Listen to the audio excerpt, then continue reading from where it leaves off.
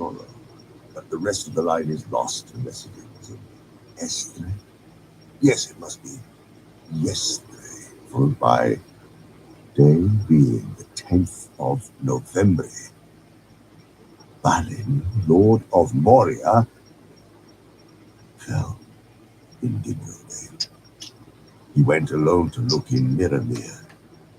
An orc shot him from behind a stone. We slew the orc, but many more up from east up the Silver Lode. The remainder of the page is so blurred that I can hardly make anything out, but I think I can read.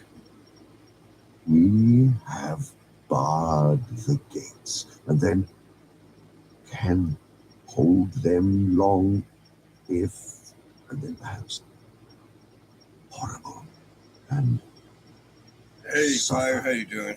I gotta poor Balin roll one up real quick. To have kept the title that he took I gotta for break less some than roaches 5 up. years. I wonder what happened afterwards, but there is no time to puzzle out the last few pages. Here is the last page of all. He paused and sighed. I'm definitely feeling a lot better than I did last night. He said, I fear their end was cruel.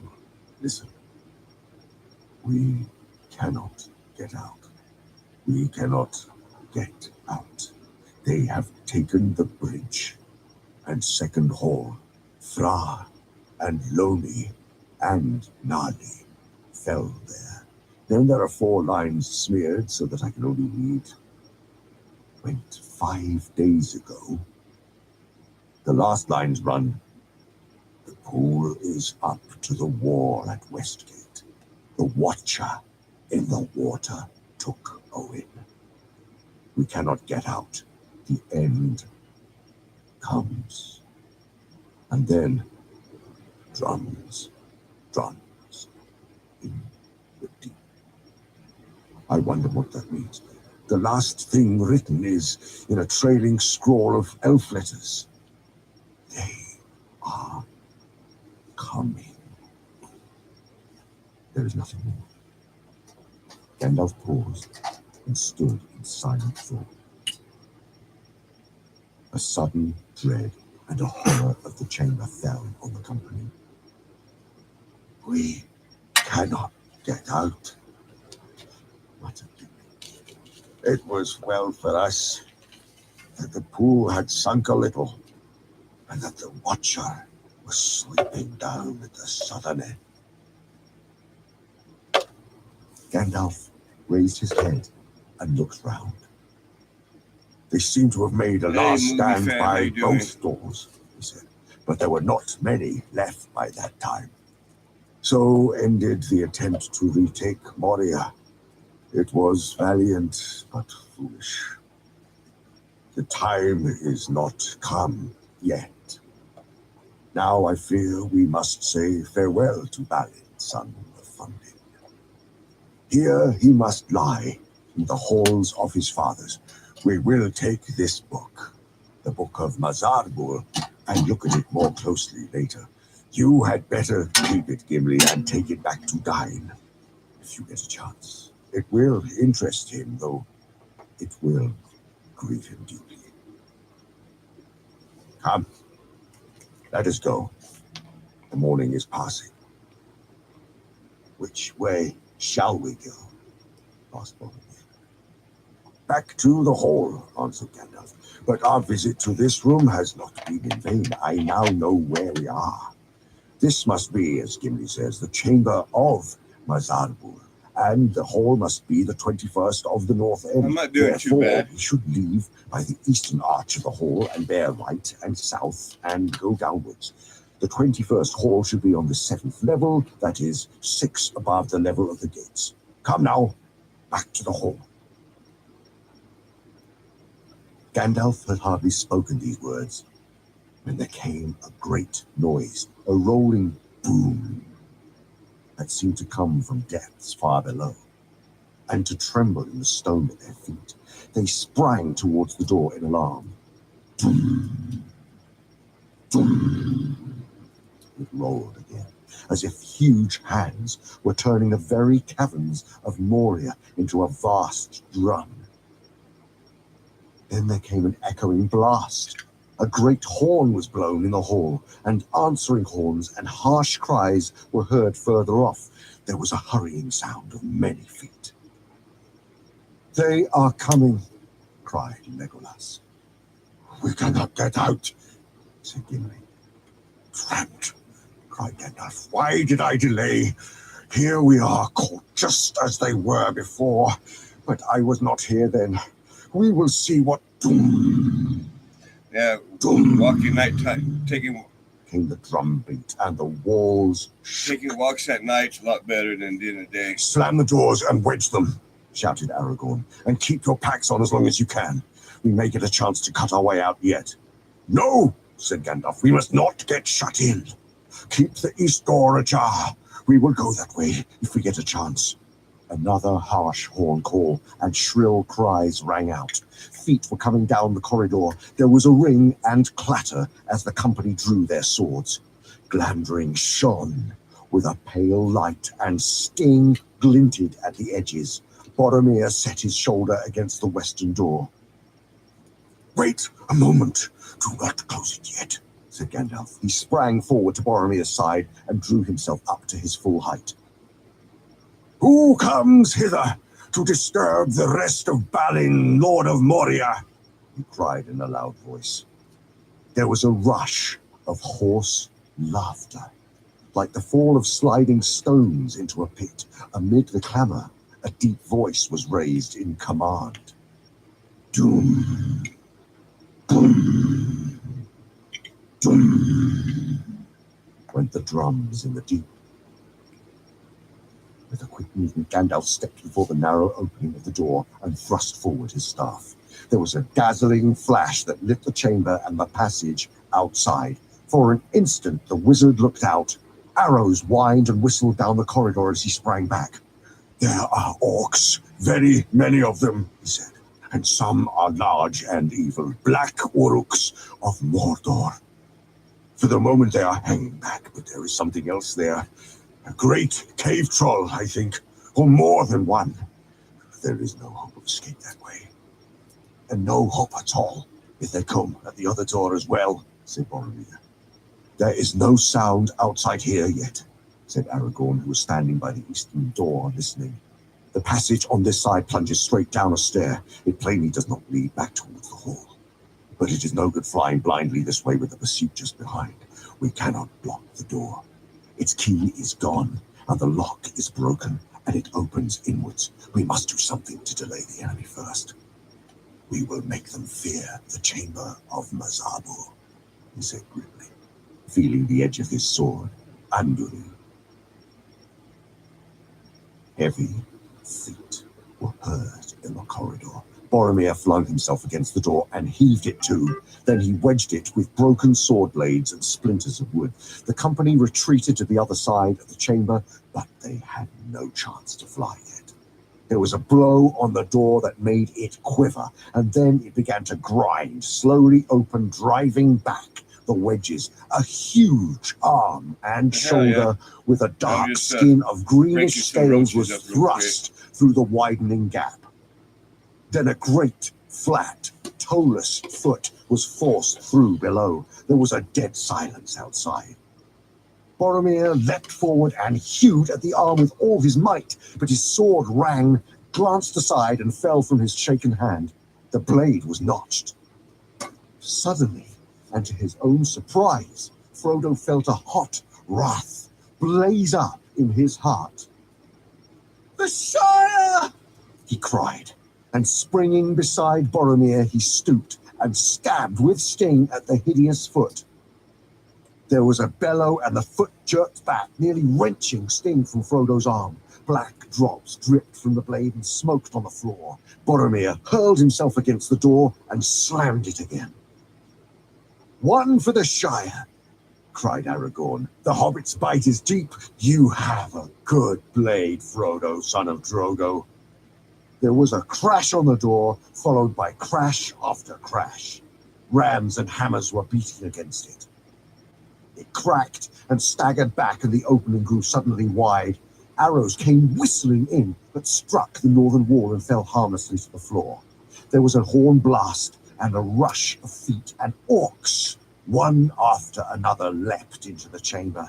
How many there were the company could not count. The affray was sharp, but the orcs were dismayed by the fierceness of the defense. Legolas shot two through the throat. Gimli hewed the legs from under another that had sprung up on Balin's tomb. Boromir and Aragorn slew many.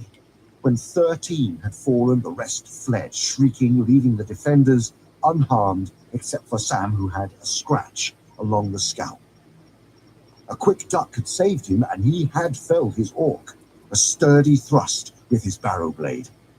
A fire was smouldering in his brown eyes that would have made Ted Sandyman step backwards if he had seen it. "Now is the time," cried Gandalf. "Let us go before the troll returns." But even as they retreated, and before Pippin and Merry had reached the stair outside, a huge orc chieftain, almost man-high, clad in black mail from head to foot, leapt into the chamber.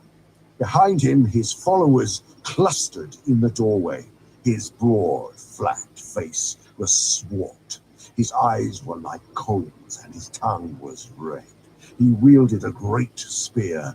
With a thrust of his huge hide shield, he turned Boromir's sword and bore him backwards, throwing him to the ground. Diving under Aragorn's blow with the speed of a striking snake, he charged into the company and thrust with his spear straight at Frodo. The blow caught him on the right side, and Frodo was hurled against the wall and pinned.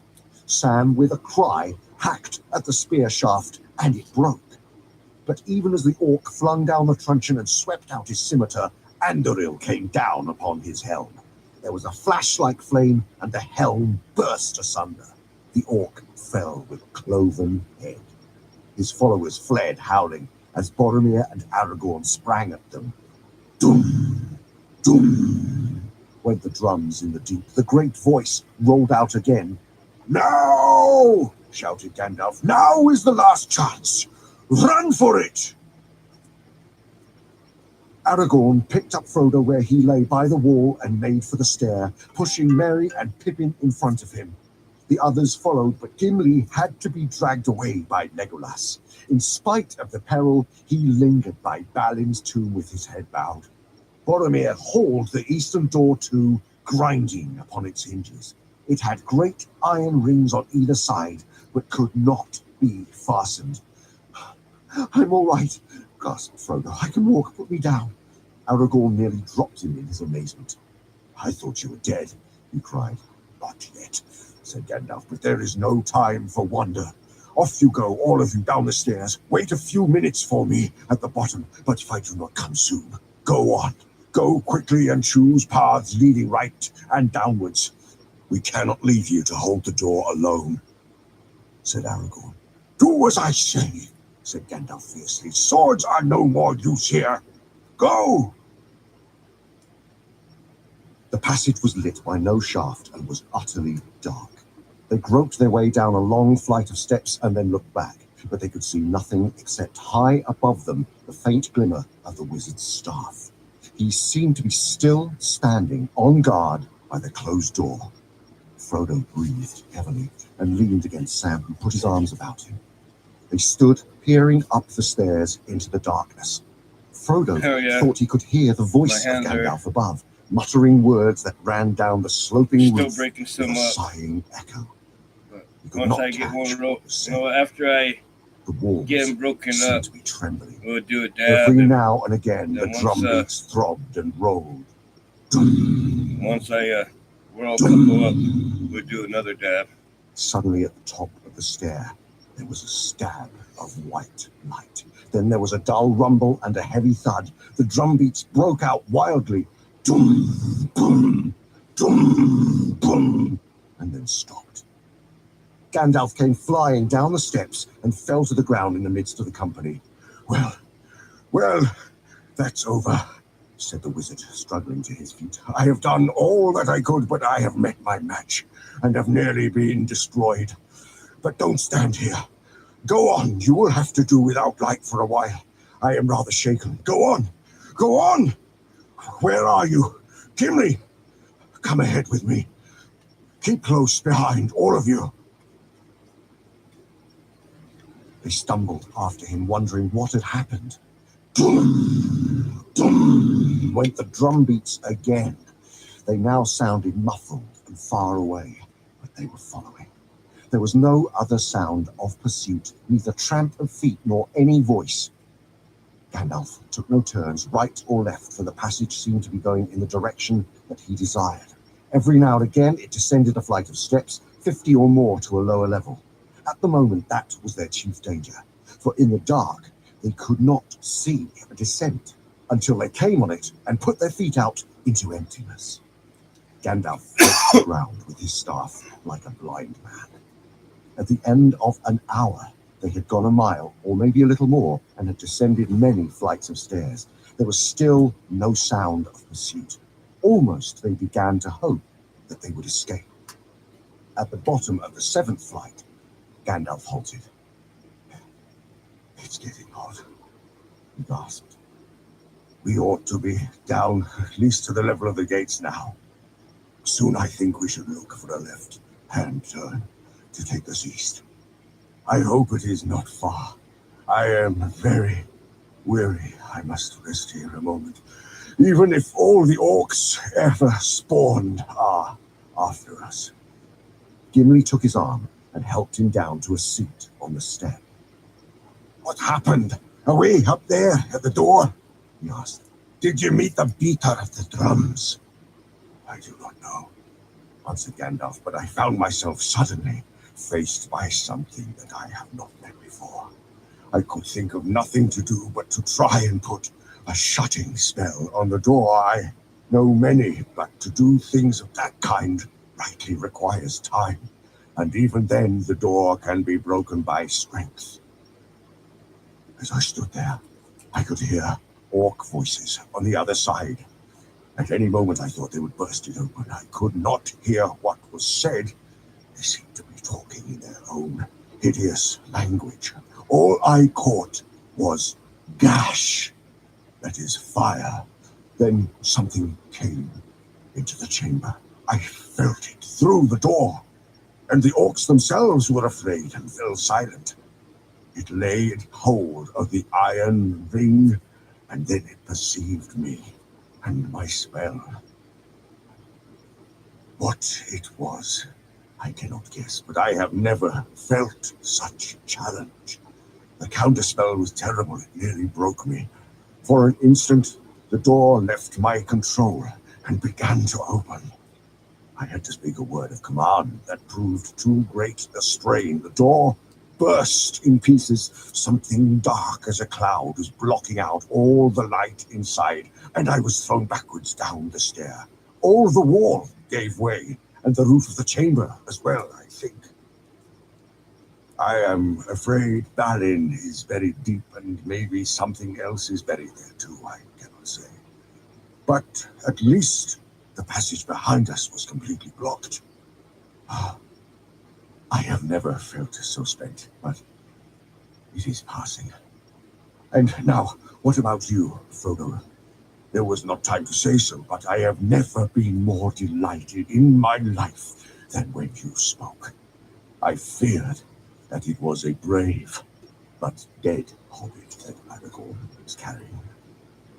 What about me? Said Frodo. I am alive and whole, I think. I am bruised and in pain, but it is not too bad. Well, said Aragorn, I can only say that hobbits are made of a stuff so tough that I have never met the like of it. Had I known, I would have spoken softer in the inn at Bree. That spear thrust would have skewered a wild boar. Well, it did not skewer me, I am glad to say, said Frodo, though I feel as if I had been caught between a hammer and an anvil. He said no more. He found breathing painful. You take after Bilbo, said Gandalf. There is war about you that meets the eye, as I said of him long ago. Frodo wondered if the remark meant more than it said. They now went on again. Before long, Gimli spoke. He had keen eyes in the dark. "I think," he said, "that there is a light ahead, but it is not daylight. It is red. What can it be?" "Yes," muttered Gandalf. "I wonder if that is what they meant. That the lower levels are on fire. Still, we can only go on." Soon, the light became unmistakable and could be seen by all. It was flickering and glowing on the walls away down the passage before them. They could now see their way. In front, the road sloped down swiftly, and some way ahead, there stood a low archway. Through it, the growing light came. The air became very hot. When they came to the arch, Gandalf went through, signing to them to wait. As he stood just beyond the opening, they saw his face lit by a red glow. Quickly he stepped back. "There is some new devilry here," he said. "Devised for our welcome, no doubt. Gotta go. But I know now where we are. We have Wash my reached hands real the quick. first deep, the level immediately below the gates. This And is then the we'll second do a hall dab and of roll Old couple Moria, up. and the Do another gates couple are dabs. near, away beyond the eastern end on the left, not more than a quarter of a mile. Across the bridge, up a broad stair, along a wide road, through the first hall and out. But come and look." They peered out. Before them was another cavernous hall. It was loftier and far longer than the one in which they had slept. They were near its eastern end. Westward it ran away into darkness. Down the center stalked a double line of towering pillars. They were carved like boles of mighty trees whose boughs upheld the roof with a branching tracery of stone. Their stems were smooth and black, but a red glow was darkly mirrored in their sides. Right across the floor, close to the feet of two huge pillars, a great fissure had opened. Out of it, a fierce red light came, and now and again flames licked at the brick and curled about the bases of the columns.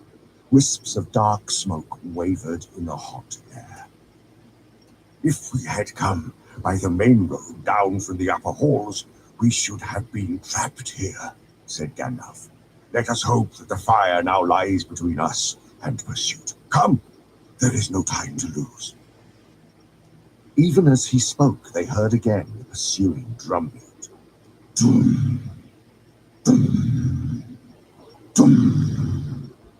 Away beyond, the shadows at the western end of the hall, there came cries and horn calls. Dum, dum. The pillars seemed to tremble and the flames to quiver. "Now for the last race," said Gandalf. "If the sun is shining outside, we may still escape. After me." He turned left and sped across the smooth floor of the hall. The distance was greater than it had looked. As they ran, they heard the beat and echo of many hurrying feet behind. A shrill yell went up. They had been seen. There was a ring and clash of steel. An arrow whistled over Frodo's head. Boromir laughed. "They did not expect this," he said. "The fire has cut them off. We are on the wrong side." "Look ahead," called Gandalf. "The bridge is near. It is dangerous and narrow." Suddenly Frodo saw before him a black chasm. At the end of the hall, the floor vanished and fell to an unknown depth. The outer door could only be reached by a slender bridge of stone without curb or rail that spanned the chasm with one curving spring of 50 feet. It was an ancient defense of the dwarves against any enemy that might capture the first hall and the outer passages. They could only pass across it in single file. At the brink, Gandalf halted, and the others came up in a pack behind. "Lead the way, Gimli," he said. "Pippin and Merry next. Straight on and up the stair beyond the door. Arrows fell among them. One struck Frodo and sprang back. Another pierced Gandalf's hat and stuck there like a black feather. Frodo looked behind. Beyond the fire, he saw swarming black figures. There seemed to be hundreds of orcs. They brandished spears and scimitars which shone red as blood in the firelight. Dum, dum, rolled the drumbeats, growing louder and louder. Dum, dum. Legolas turned and set an arrow to the string, though it was a long shot for his small bow. He drew, but his hand fell, and the arrow slipped to the ground. He gave a cry of dismay and fear. Two great trolls appeared. They bore great slabs of stone and flung them down to serve as gangways over the fire. But it was not the trolls that had filled the elf with terror. The ranks of the orcs had opened, and they crowded away, as if they themselves were afraid. Something was coming up behind them. What it was could not be seen. It was like a great shadow, in the middle of which was a dark form, of man shape maybe, yet greater, and a power and terror seemed to be in it, and to go before it. It came to the edge of the fire, and the light faded as if a cloud had bent over it. Then, with a rush, it leapt across the fissure. The flames roared up to greet it and wreathed about it, and a black smoke swirled in the air. Its streaming mane kindled and blazed behind it. In its right hand was a blade like a stabbing tongue of fire. In its left it held a whip of many thongs. "I!" wailed Legolas. "A Balrog! A Balrog is come!" Gimli stared with blindness. "Durin's bane!" he cried, and letting his axe fall, he covered his face. "Balrog," muttered Gandalf. "Now I understand." He faltered and leaned heavily on his staff. "What an evil fortune, and I am already weary." The dark figure, streaming with fire, raced towards them. The orcs yelled and poured over the stone gangways. Then Boromir raised his horn and blew. Loud the challenge rang and bellowed like the shout of many throats under the cavernous roof. For a moment the orcs quailed, and the fiery shadow halted. Then the echoes died as suddenly as a flame blown out by a dark wind, and the enemy advanced again. "Over the bridge!" cried Gandalf, recalling his strength. "Fly! This is a foe beyond any of you. I must hold the narrow way. Fly!" Aragorn and Boromir did not heed the command, but still held their ground side by side, behind Gandalf at the far end of the bridge. The others halted just within the doorway at the hall's end and turned, unable to leave their leader to face the enemy alone. The Balrog reached the bridge. Gandalf stood in the middle of the span, leaning on the staff in his left hand, but in his other hand, Glandring gleamed, cold and white. His enemy halted again, facing him, and the shadow about it reached out like two vast wings. It raised, and the thongs whined and cracked. Fire came from its nostrils, but Gandalf stood firm. "You cannot pass," he said. The orcs stood still, and a dead silence fell. "I am a servant of the secret fire, wielder of the flame of Anor. You cannot pass. The dark fire will not avail you, flame of Udun. Go back to the shadow. You cannot pass." The Balrog made no answer. The fire in it seemed to die, but the darkness grew. It stepped forward slowly onto the bridge, and suddenly It drew itself up to a great height, and its wings were spread from wall to wall. But still Gandalf could be seen glimmering in the gloom. He seemed small and altogether alone, grey and bent like a wizened tree before the onset of a storm. From out of the shadow a red sword leaped, flaming.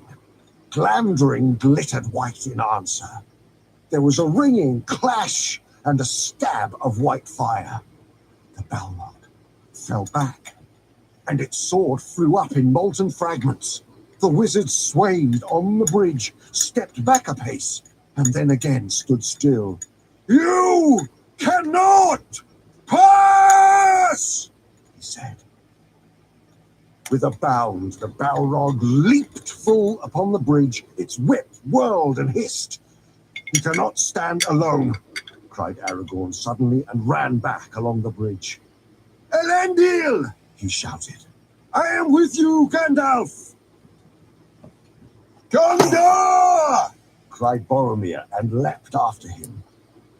At that moment Gandalf lifted his staff, and crying aloud, he smote the bridge before him. The staff broke asunder and fell from his hand. A blinding sheet of white flame sprang up. The bridge cracked. Right at the Balrog's feet it broke, and the stone upon which it stood crashed into the gulf, while the rest remained poised, quivering like a tongue of rock thrust out into emptiness. With a terrible cry, the Balrog fell forward, and its shadow plunged down and vanished. But even as it fell, it swung its whip, and the thongs lashed and curled about the wizard's knees, dragging him to the brink. He staggered and fell, grasped vainly at the stone, and slid into the abyss. "Fly, you fool!" he cried, and was gone. The fires went out, and blank darkness fell. The company stood rooted with horror, staring into the pit. Even as Aragorn and Boromir came flying back, the rest of the bridge cracked and fell. With a cry, Aragorn roused them. "Come, I will lead you now," he called. "We must obey his last command. Follow me." They stumbled wildly up the great stairs beyond the door, Aragorn leading, Boromir at the rear. At the top was a wide, echoing passage. Along this they fled. Frodo heard Sam at his side weeping, and then he found that he himself was weeping as he ran. Dum, dum, dum. The drumbeats rolled behind, mournful now and slow. Dum. They ran on. The light grew before them. Great shafts pierced the roof. They ran swifter. They passed into a hall, bright with daylight from its high windows to the east. They fled across it. Through its huge, broken doors they passed, and suddenly before them, the great gates opened, an arch of blazing light. There was a guard of orcs crouching in the shadows behind the great doorposts towering on either side, but the gates were shattered and cast down. Aragorn smote to the ground the captain that stood in his path, and the rest fled in terror of his wrath. The company swept past them and took no heed of them. Out of the gates they ran and sprang down the huge and age-worn steps, the threshold of Moria. Thus, at last, they came beyond hope under the sky and felt the wind on their faces. They did not halt until they were out of bowshot from the walls. Dimrill Dale lay about them. The shadow of the misty mountains lay upon it, but eastwards there was a golden light on the land. It was but 1 hour after noon. The sun was shining. The clouds were white and high. They looked back. Dark yawned the archway of the gates under the mountain shadow. Faint and far beneath the earth rolled the slow drumbeats. A thin, black smoke trail. Nothing else was to be seen. The dale all around was empty. Grief at last fully overcame them, and they wept long, some standing in silence, some cast on the ground. Gone.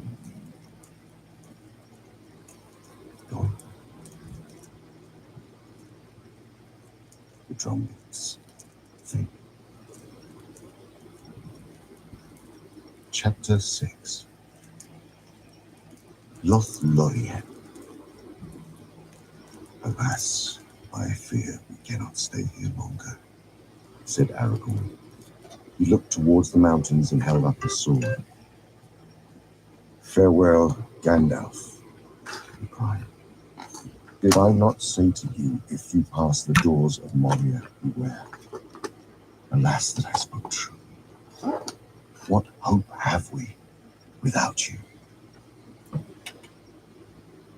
He turned to the company. We must do without hope, he said. At least we may yet be avenged. Let us gird ourselves and weep no more. Come. We have a long road and much to do. They rose and looked about them.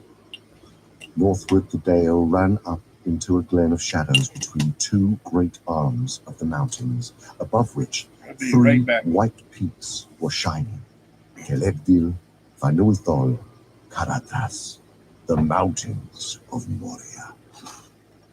At the head of the glen, a torrent flowed like a white lace over an endless ladder of short falls, and a mist of foam hung in the air about the mountain's feet. Yonder is the Dimrill Stair, said Aragorn, pointing to the falls. Down the deep cloven way that climbs beside the torrent we should have come, if fortune had been kinder. Or Caradhras less cruel, said Gimli. There he stands, smiling in the sun. He shook his fist at the furthest of the snow-capped peaks and turned away. To the east, the outflung arm of the mountains marched to a sudden end, and far lands could be descried beyond them, wide and vague. To the south, the misty mountains receded endlessly as far as sight could reach. Less than a mile away, and a little below them, for they still stood high up on the west side of the dale, there lay a mere. It was long and oval, shaped like a great spearhead thrust deep into the northern glen, but its southern end was beyond the shadows under the sunlit sky. Yet its waters were dark, a deep blue, light-clear evening sky seen from a lamplit room. Its face was still and unruffled. About it lay a smooth sward, shelving down on all sides to its bare, unbroken rim. There lies the Mirrormere, Deep Celebdil, said Gimli sadly. I remember that he said, may you have joy of the sight. But we cannot linger there. Now long shall I journey ere I have joy again. It is I that must hasten away, and he that must remain. The company now went down the road from the gates. It was rough and broken, fading to a winding track between heather and wind that thrust amid the cracking stones. But still it could be seen that once long ago a great paved way had wound upwards from the lowlands to the dwarf kingdom. In places there were ruined works of stone beside the path, and mounds of green topped with slender birches or fir trees sighing in the wind. An eastward bend led them hard by the sward of Mirrormere, and there, not far from the roadside, stood a single column broken at the top. "That is door in stone," cried Gimli. "I cannot pass without turning aside for a moment to look at the wonder of the Dale." "Be swift then," said Aragorn, looking back towards the gates. "The sun sinks early. The orcs will not maybe come out till after dusk, but we must be far away before nightfall. The moon is almost spent, and it will be dark tonight." "Come with me, Frodo," cried the dwarf, springing from the road. "I would not have you go without seeing Heled-Zaram." He ran down the long green slope. Frodo followed slowly, drawn by the still blue water, in spite of hurt and weariness. Sam came up behind. Beside the standing stone, Gimli halted and looked up.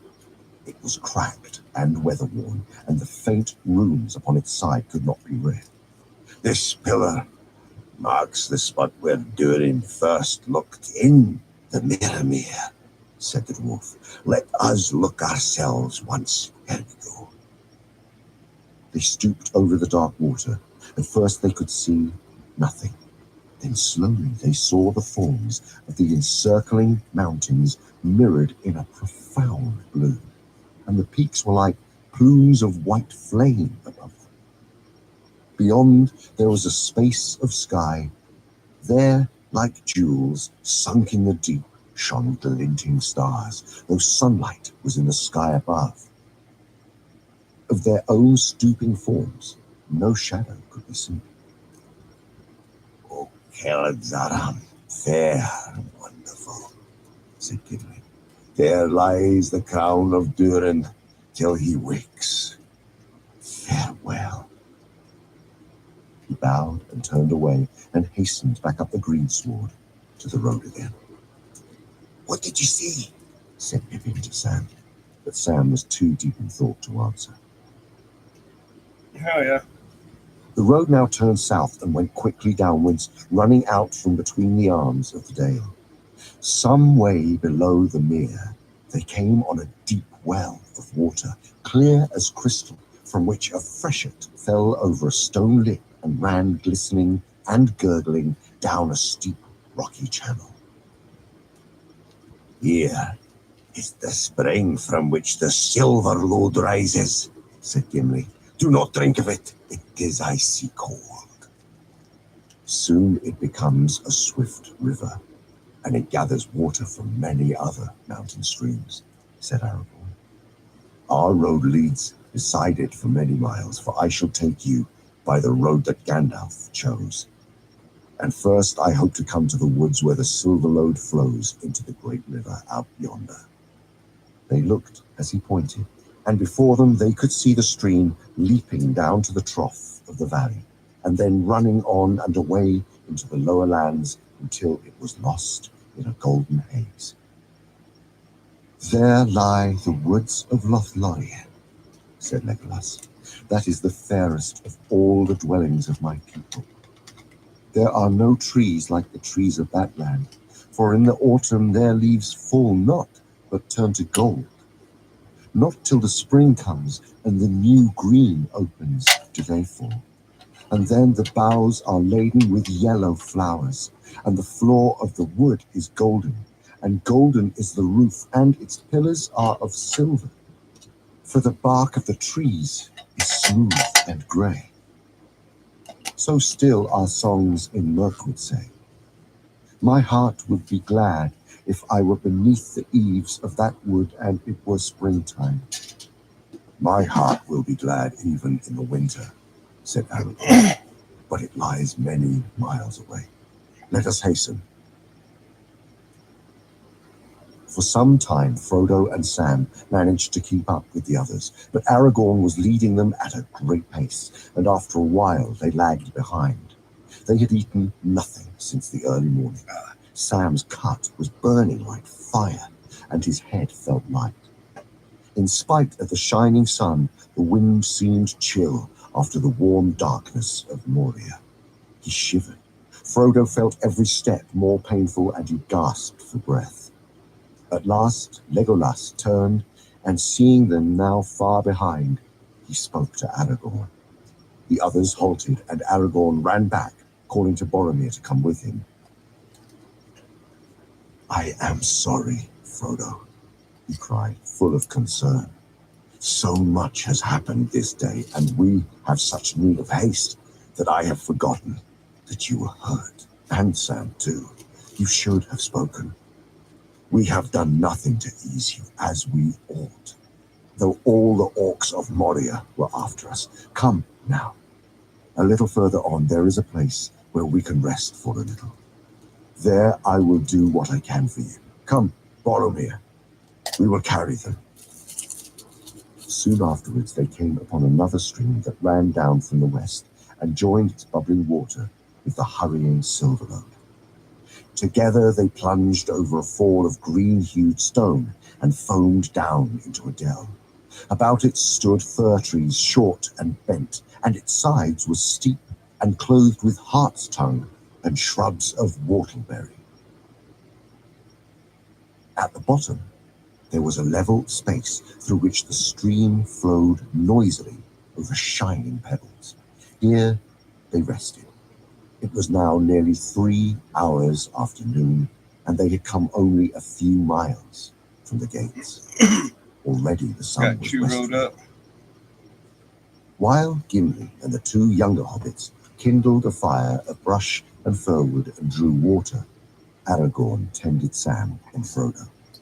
Sam's wound was not deep, but it looked ugly, and Aragorn's face was grave as he examined it. After a moment, he looked up with relief. "Good luck, Sam," he said. "Many have received worse than this in payment for the slaying of their first orc. The cut is not poisoned, as the wounds of orc blades too often are. It should heal well when I have tended it. Bathe it when Gimli has heated water." He opened his pouch and drew out some withered leaves. "They are dry, and some of their virtue has gone," he said. "But here I have still some of the leaves of Athelas that I gathered near Weathertop. Crush one in the water and wash the wound clean, and I will bind it.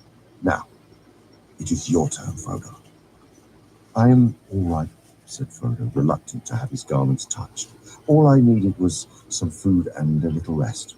"No," said Aragorn. "We must have a look and see what the hammer and the anvil has done to you. I still marvel that you are alive at all." Gently he stripped off Frodo's old jacket and worn tunic and gave a gasp of wonder. Then he laughed. The silver corselet shimmered before his eyes like the light upon a rippling sea.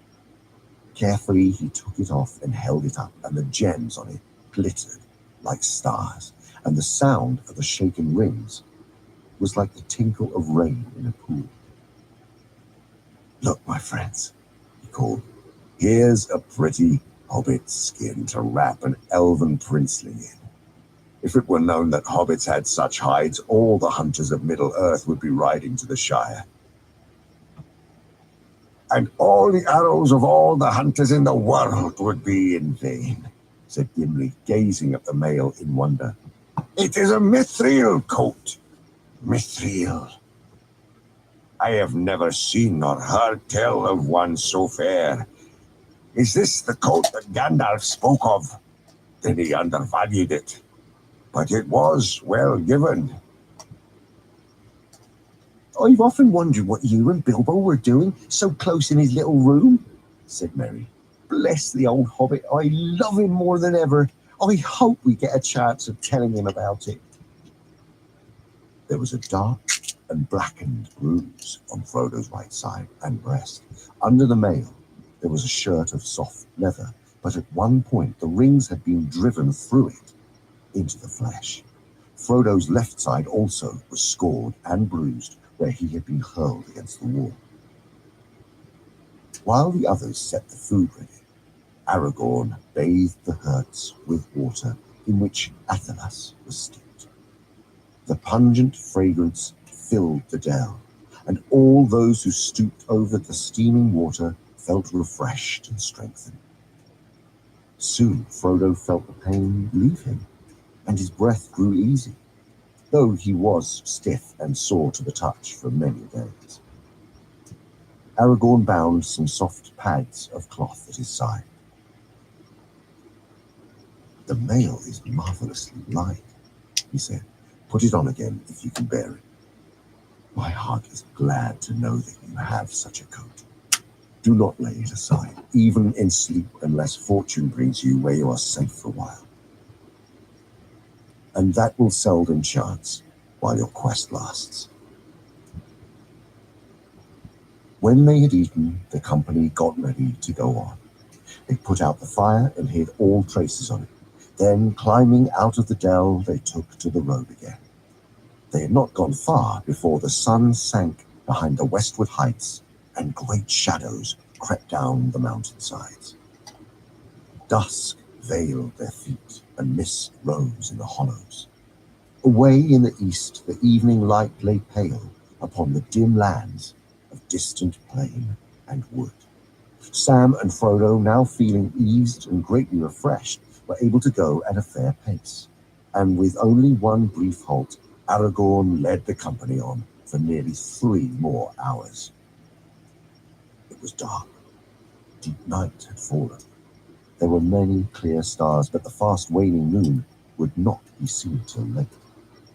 Gimli and Frodo were at the rear, walking softly and not speaking, listening for any sound upon the road behind.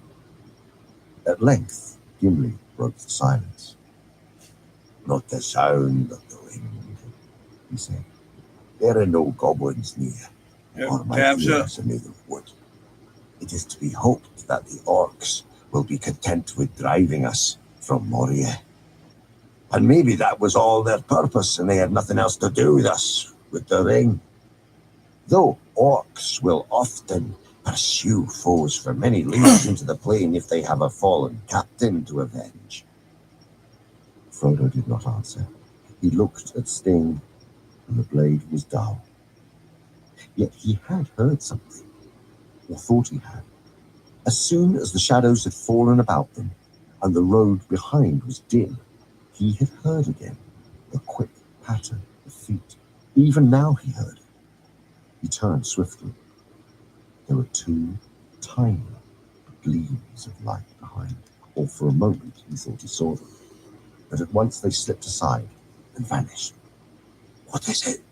said the dwarf. "I don't know," answered Frodo. "I thought I heard feet, and I thought I saw a light, like eyes. I have thought so often since we first entered Moria." Gimli halted and stooped to the ground. "I hear nothing but the night speech of plant and stone," he said. "Come, let us hurry. The others are out of sight."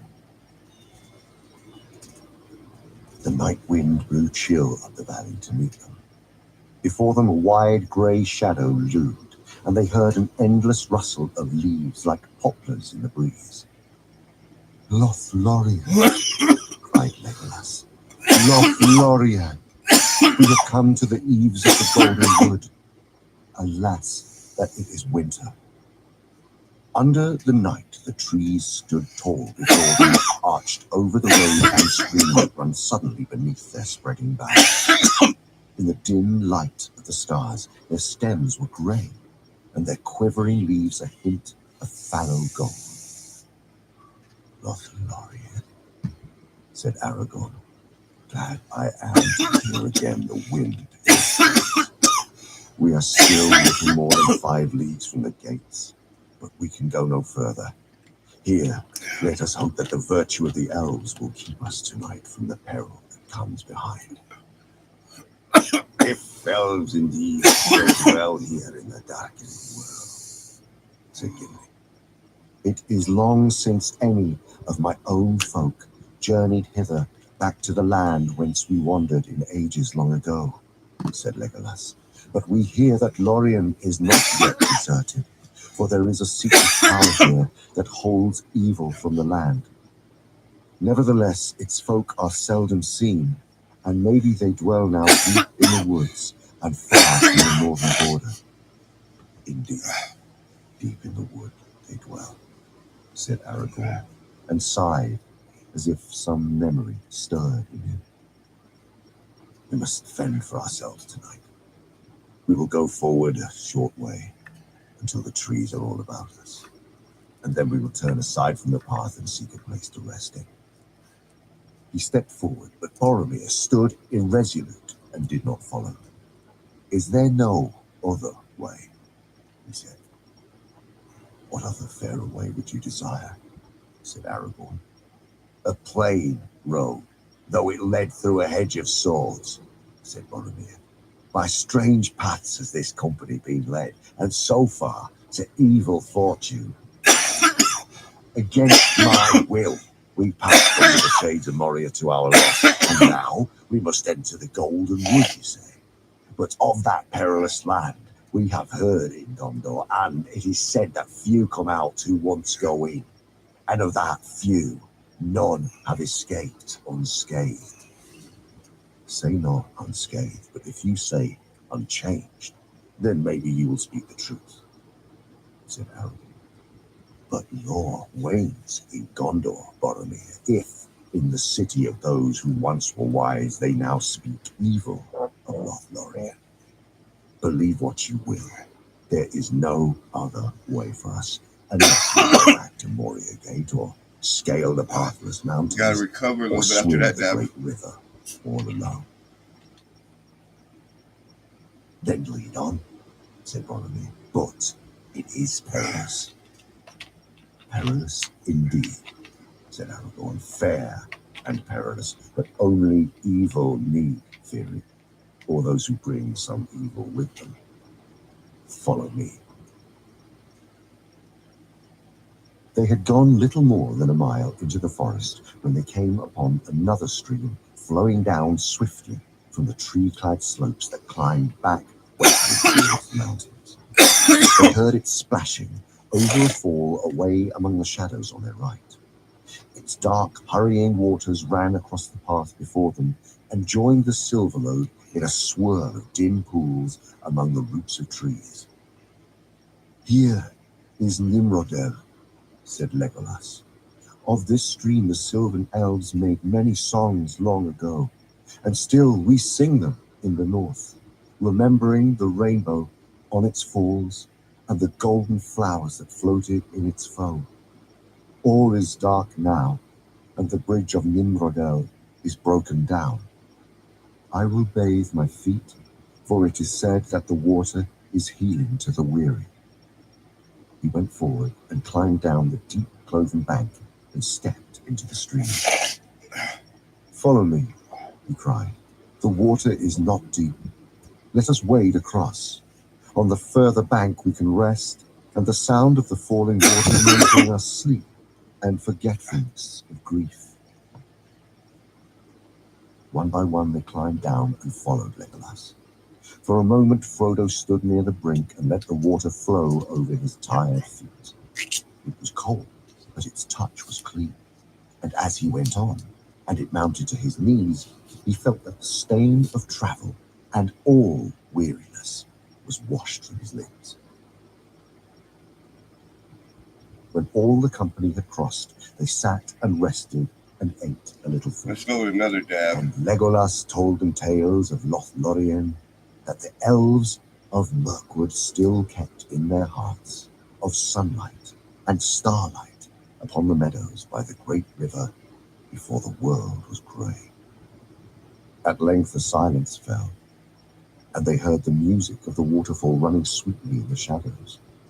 Almost Frodo fancied that he could hear a voice singing mingled with the sound of the water. Do you hear the voice of Nimrodel? Asked Legolas.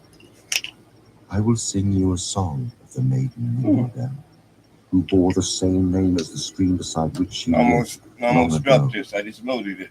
It is a fair song in our woodland tongue, but this is how it runs in the Westron speech. Before we do this, let's get round one in a soft started. Voice, hardly to be heard amid the rustle of the leaves above them, he began. An elven maid there was of old, a shining star by day. Her mantle white was hemmed with gold, her shoes of silver grey.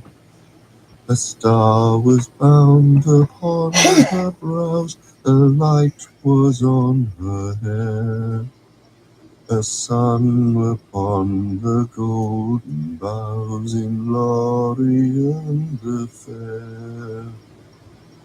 Her hair was long, her limbs were white, and fair she was and Did I forget my free. lighter?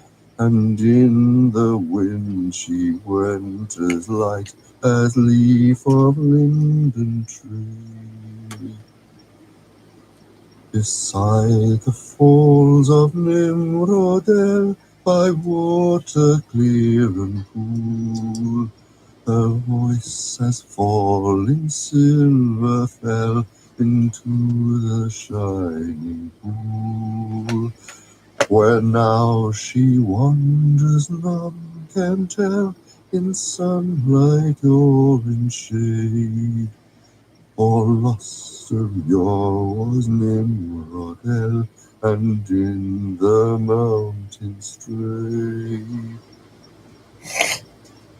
The elven ship in haven gray beneath the mountain lee awaited her for many a day beside the roaring sea. A wind by night in northern lands arose and loud it cried, and drove the ship from elven strands across the streaming tide. When dawn came dim, the land was lost, the mountains sinking grey. Beyond the heaving waves that tossed their plumes of blinding spray, Amroth beheld the fading shore, now low beyond the swell, and cursed the faithless ship that bore him far from Nimrodel. Of old he was an elven king, a lord of tree and glen. When golden were the boughs in spring in fair Lothlorien, from helm to sea they saw him leap as arrows from the string, and dive into the water deep as new upon the wing. The wind was in his flowing hair, the foam about him shone. Afar they saw him strong and fair, go riding like a swan. But from the west has come no word, and on the hill, the shore, no tidings elven folk have heard of Amroth evermore. The voice of Legolas faltered, and the song ceased. I cannot sing any more, he said. That is but a part, for I have forgotten much. It is long and sad, for it tells how sorrow came upon Lothlorien. Lorien of the Blossom, when the dwarves awakened evil in the mountains. But the dwarves did not make their evil, said Gimli. I said not so, yet evil came, answered Legolas sadly. Then many of the elves of Nimrodel's kindred left their dwellings and departed, and she was lost far in the south in the passes of the White Mountains. And she came not to the ship, where Amroth, her lover, waited for her. But in the spring, when the wind is in the new leaves, the echo of her voice may still be heard by the falls that bear her name. And when the wind is in the south, the voice of Amroth comes up from the sea. For Nimrodel flows into Silverlone, that elves call Celebrant, and Celebrant into Anduin the Great, and Anduin flows into the bay of Belfalas, whence the elves of Lorien set sail. But neither Nimrodel nor Amroth came ever back. It is told that she had a house built in the branches of a tree that grew near the falls, for that was the custom of the elves of Lorien, to dwell in the trees, and maybe it is so still. Therefore they were called the Galathrim, the tree people. Deep in their forest the trees are very great. The people of the woods did not delve in the ground like dwarves, nor build strong places of stone before the shadow came. And even in these latter days, dwelling in the trees might be thought safer than sitting on the ground, said Gimli. He looked across the stream to the road that led back to Dimrill Dale, and then up into the roof of dark boughs above.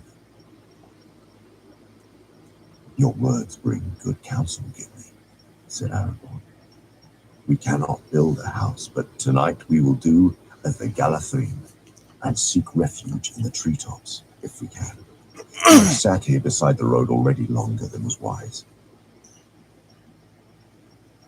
The company now turned aside from the path and went into the shadow of the deeper woods, westward along the mountain stream away from Silverlone. Hell yeah, fire. Not far It's from the always falls good, of Nimrodel, they found a make some good cluster memories, of trees, family. some of which overhung the stream. Their great grey I guess that's trunks kind were of of what mighty girth. me and my But their height brother could most not be hated did. guessed. We I will climb had up, some said good Legolas. memories from I the am at tournament home we did. among trees, We by may root not have or bough, placed, though these trees in are it, of the kind strange but to it me, was say our as first the name tournament, song. and Melon, it was they our are first called, tournament, and and of those also that bear the yellow it was our blossom, first but I tournament have never together climbed in one. with just me and him. I will see now what is their So shape we got to spend and way of growth. we all spent time together because we lived Whatever it together. may But be, said it's a little Pippin, they will different be when you're out there marvellous trees indeed, if they can under- offer any out rest there at in the night, middle of nowhere except like the birds. I that, cannot all sleep on a night. perch. just chilling. I Then think it's a dig good a hole in experience the for the both ground, of us. said Legolas, I if that definitely is enjoyed more it. after the fashion of Definitely your looking forward kind. to us being able to do But it you must again. dig swift and deep if you wish to hide from orcs. He sprang lightly Well, up the from the trip ground is and caught a branch that grew from the the trunk first place high above person his head.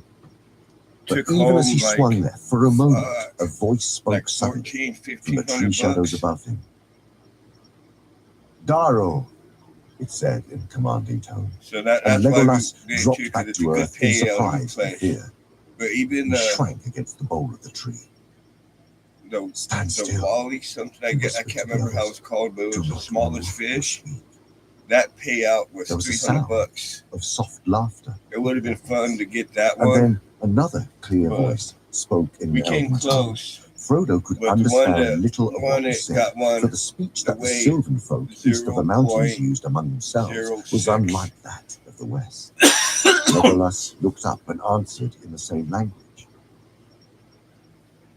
Who are they? And what do they say? Asked Merry. They're elves. We just had to save said up Sam. for it for the Can't next you hear one their because voices?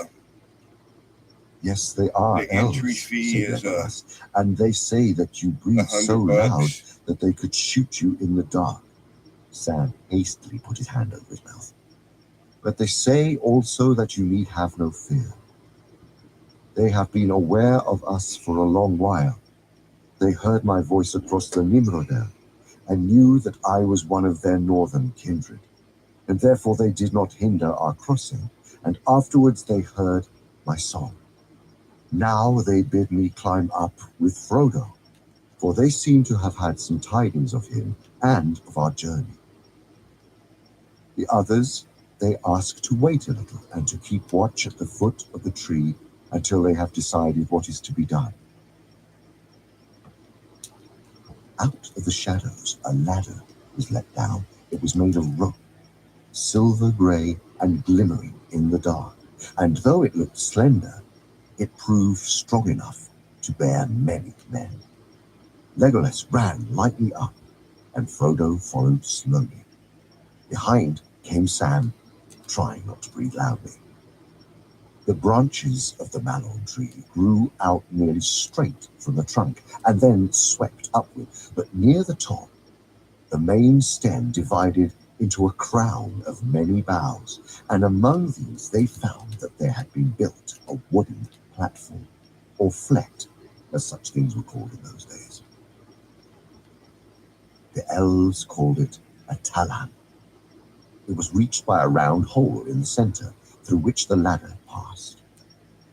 When Frodo came at last up onto the flet, he found Legolas seated with 3 other elves.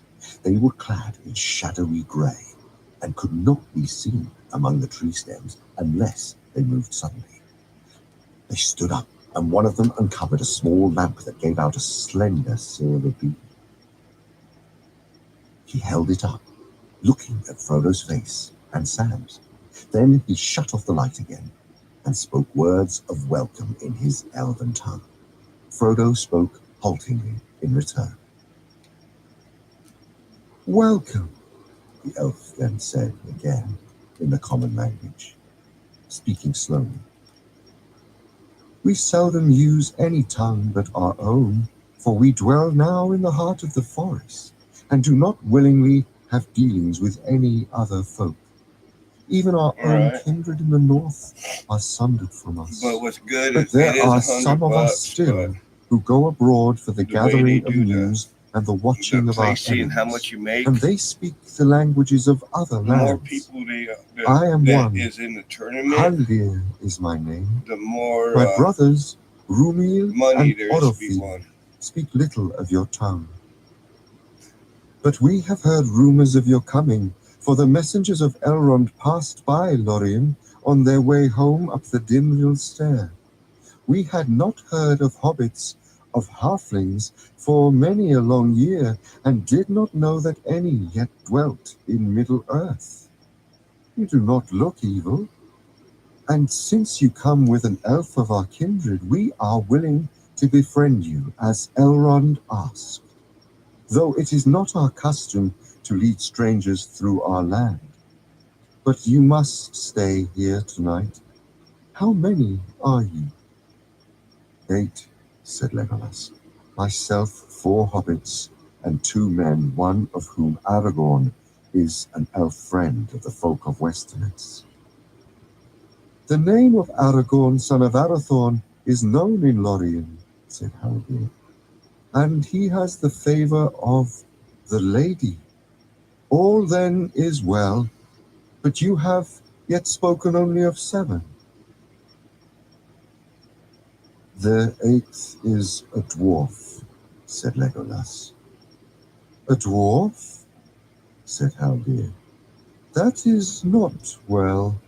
We have not had dealings with the dwarves since the dark days. They are not permitted in our land. I cannot allow him to pass."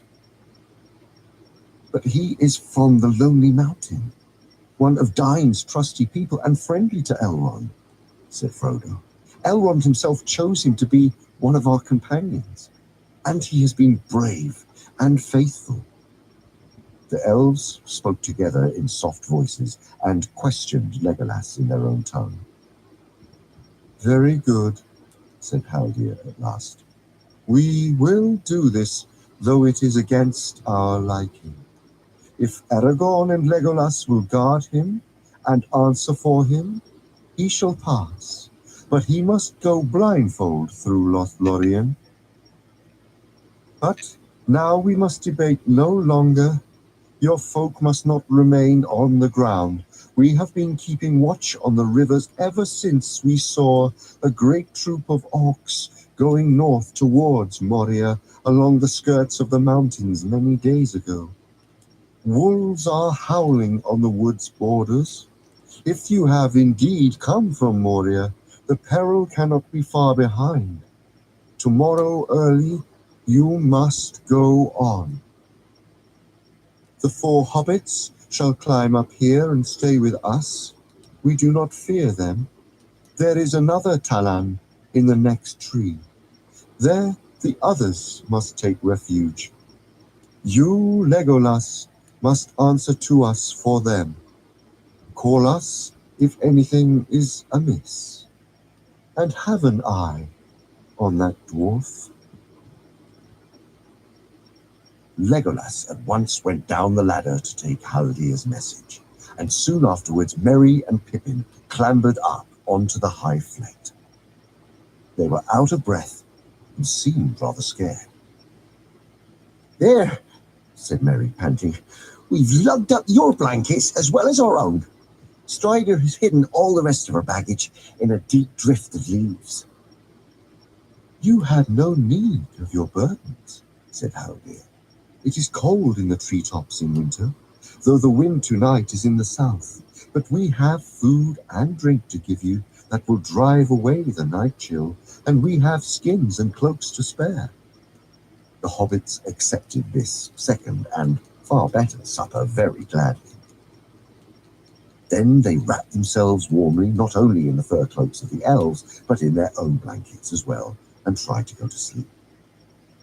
But weary as they were, only Sam found that easy to do. Right. Hobbits do not like heights and do not sleep upstairs, Even when they have any stairs. The don't flat catch was not nothing, at all we get to their put liking in as a bedroom. a pool It had no walls, to where not we could even win a rail. we could win a money Only on prize. one side was It's there like, a light where they plaited put all the, screen, the which names could in be like a little moved and fixed in simulated different wheel places and do like a according to the random wind. generator to where it Pippin picks. went on talking for a while. "I hope if I do go to sleep in this bird loft that I shan't roll off," he said. "Once I do get to sleep," said Sam, "I shall go on sleeping whether I roll off or no, and the So less if you don't said, catch the nothing, sooner but I'll you drop catch off if you some take my turtles, reading." that means you get put in 2 pools, Frodo lay for or some 2 time pots, should I awake say. and looked up at the stars glinting through the pale roof of quivering leaves. It's definitely a fun Sam experience. was snoring at I his just side wish I would long be able before to pull he in himself or closed actually his eyes. land He could the dimly one that I see got, the grey or forms that of I 2 have, elves because sitting motionless, I think with that their one would arms have about their knees, put us speaking for in a whispers. The other had gone bigger down one, to take just up his because watch on one of the lower branches. At last, lulled by the wind in the boughs above and the sweet murmur because of the the way that falls of felt like Mingreday below, it would have been a good Frodo one. fell asleep with the song of Legolas running in his mind. Late in the night, he woke. The other hobbits were asleep. The elves were gone. The sickle moon was gleaming dimly among the leaves. The wind was still. A little way off, he heard a harsh laugh and the tread of many feet on the ground below. There was a ring of metal. The sounds died slowly away and seemed to go southward, on into the wood. A head appeared suddenly through the hole in the flat. Frodo sat up in alarm and saw that it was a grey hooded elf. He looked towards the hobbits. "What is it?" said Frodo. "Hirsch," said the elf in a hissing whisper, and cast onto the flat the rope ladder rolled up. "Orcs," said Frodo. "What are they doing?" But the elf had gone. There were no more sounds. Even the leaves were silent, and the very falls seemed to be hushed. Frodo sat and shivered in his wraps. He was thankful that they had not been caught on the ground, but he felt that the trees offered little protection except concealment. Orcs were as keen as hounds on a scent, it was said, but they could also climb. He drew out Sting. It flashed and glittered like a blue flame, but then slowly faded again and grew dull. In spite of the fading of his sword, the feeling of immediate danger did not leave Frodo. Rather, it grew stronger. He got up and crawled to to the opening and peered down. He was almost certain that he could hear stealthy movements at the tree's foot far below. Not elves, for the woodland folk were altogether noiseless in their movements. Then he heard, faintly, a sound like sniffing, and something seemed to be scrabbling on the bark of the tree trunk. He stared down into the dark, holding his breath. Something was now climbing slowly, and its breath came like a soft hissing through closed teeth. Then, coming up close to the stem, Frodo saw two pale eyes. They stopped and gazed upward, unwinking. Suddenly, he turned away, and a shadowy figure slipped round the trunk of the tree and vanished. Immediately afterwards, Haldir came climbing swiftly up through the branches. "There was something in this tree that I have never seen before," he said. "It was not an orc. It fled as soon as I touched the tree stem. It seemed to be wary, and to have some skill in trees, or I might have thought that it was one of you hobbits. I did not shoot, for I dared not arouse any cries. We cannot risk battle. A strong company of orcs has passed. They crossed the Nimrodel, cursed their foul feet in its clean water, and went on down the old road beside the river. They seemed to pick up some scent, and they searched the ground for a while near the place where you halted. The three of us could not challenge 100, so we went ahead and spoke with feigned voices, leading them on into the wood. Orofin has now gone in haste back to our dwellings to warn our people. None of the orcs will ever return out of Lorien, and there will be many elves hidden on the northern border before another night falls. But you must take the road south as soon as it is fully light." Day came pale from the east. As the light grew, it filtered through the yellow leaves of the malorn, and it seemed to the hobbits that the early sun of a cool summer's morning was shining. Pale blue sky peeped among the moving branches. Looking through an opening on the south side of the flet, Frodo saw all the valley of the Silverlode lying like a sea of fallow gold tossing gently in the breeze. The morning was still young and cold when the company set out again, guided now by Haldir and his brother Rúmil. "Farewell, sweet Nimrodel," cried Legolas. Frodo looked back and caught a gleam of white foam among the grey tree stems. "Farewell," he said. It seemed to him that he would never hear again a running water so beautiful, forever blending its innumerable notes in an endless, changeful music. They went back to the path that still went on along the west side of the Silverlode, and for some way they followed it southward. There were the prints of orc feet in the earth. But soon Haldir turned aside into the trees and halted on the bank of the river under their shadows. "There is one of my people, yonder across the stream," he said, "though you may not see him." He gave a call like the low whistle of a bird, and out of a thicket of young trees an elf stepped, clad in grey, but with his hood thrown back. His hair glinted like gold in the morning sun. Haldir skillfully cast over the stream a coil of grey rope, and he caught it and bound the end about a tree near the bank. "Celebrant is already a strong stream here, as you see," said Haldir, "and it runs both swift and deep, and is very cold. We do not set foot in it so far north unless we must. But in these days of watchfulness, we do not make bridges. This is how we cross. Follow me." He made his end of the rope fast about another tree, and then ran lightly along it, over the river and back again, as if he were on a rope. "I can walk this path," said Legolas. But the others have not this skill. Must they swim? No, said Haldir. We have 2 more ropes. We will fasten them above the other, one shoulder high and another half high. And holding these, the strangers should be able to cross with care. When this slender bridge had been made, the company passed over, some cautiously and slowly, others more easily. Of the hobbits, Pippin proved the best, for he was sure-footed, and he walked over quickly, holding only with one hand. But he kept his eyes on the bank ahead and did not look down. Sam shuffled along, clutching hard and looking down into the pale, eddying water as if it was a chasm in the mountains. He breathed with relief when he was safely across. Live and learn, as my gaffer used to say, though he was thinking of gardening, not of roosting like a bird, nor of trying to walk like a spider. Not even my Uncle Andy ever did a trick like that.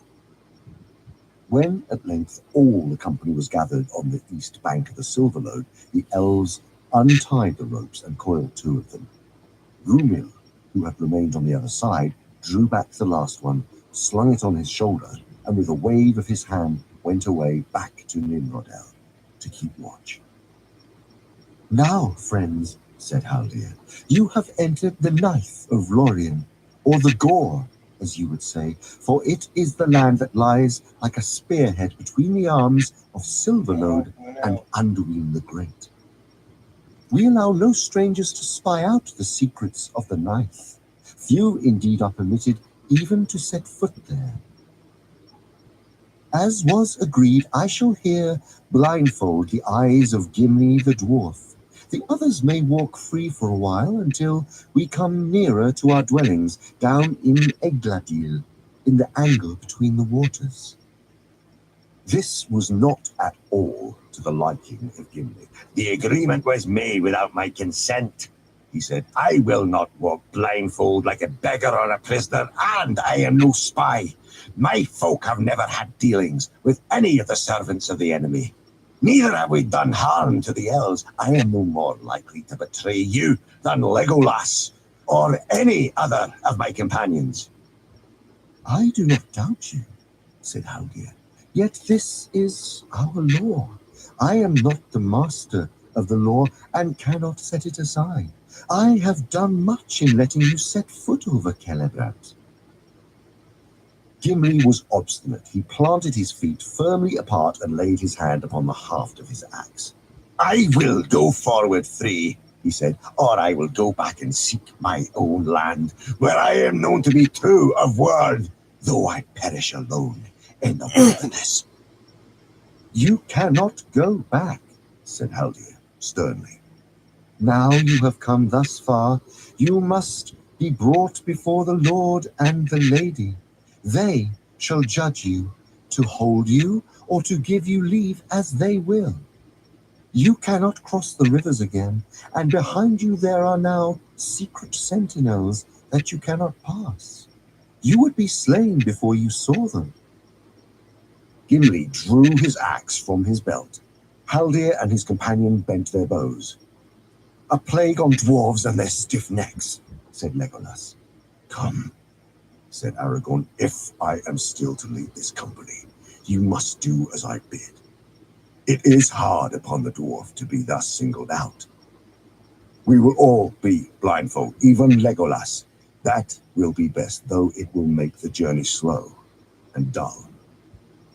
Gimli laughed suddenly. A merry troop of fools we shall look.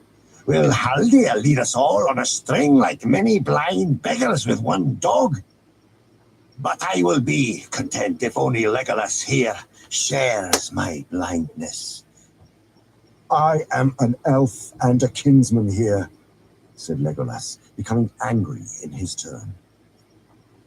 Now let us cry a plague on the stiff necks of elves, said Aragorn. But the company shall all fare alike. Come, bind our eyes, Haldir.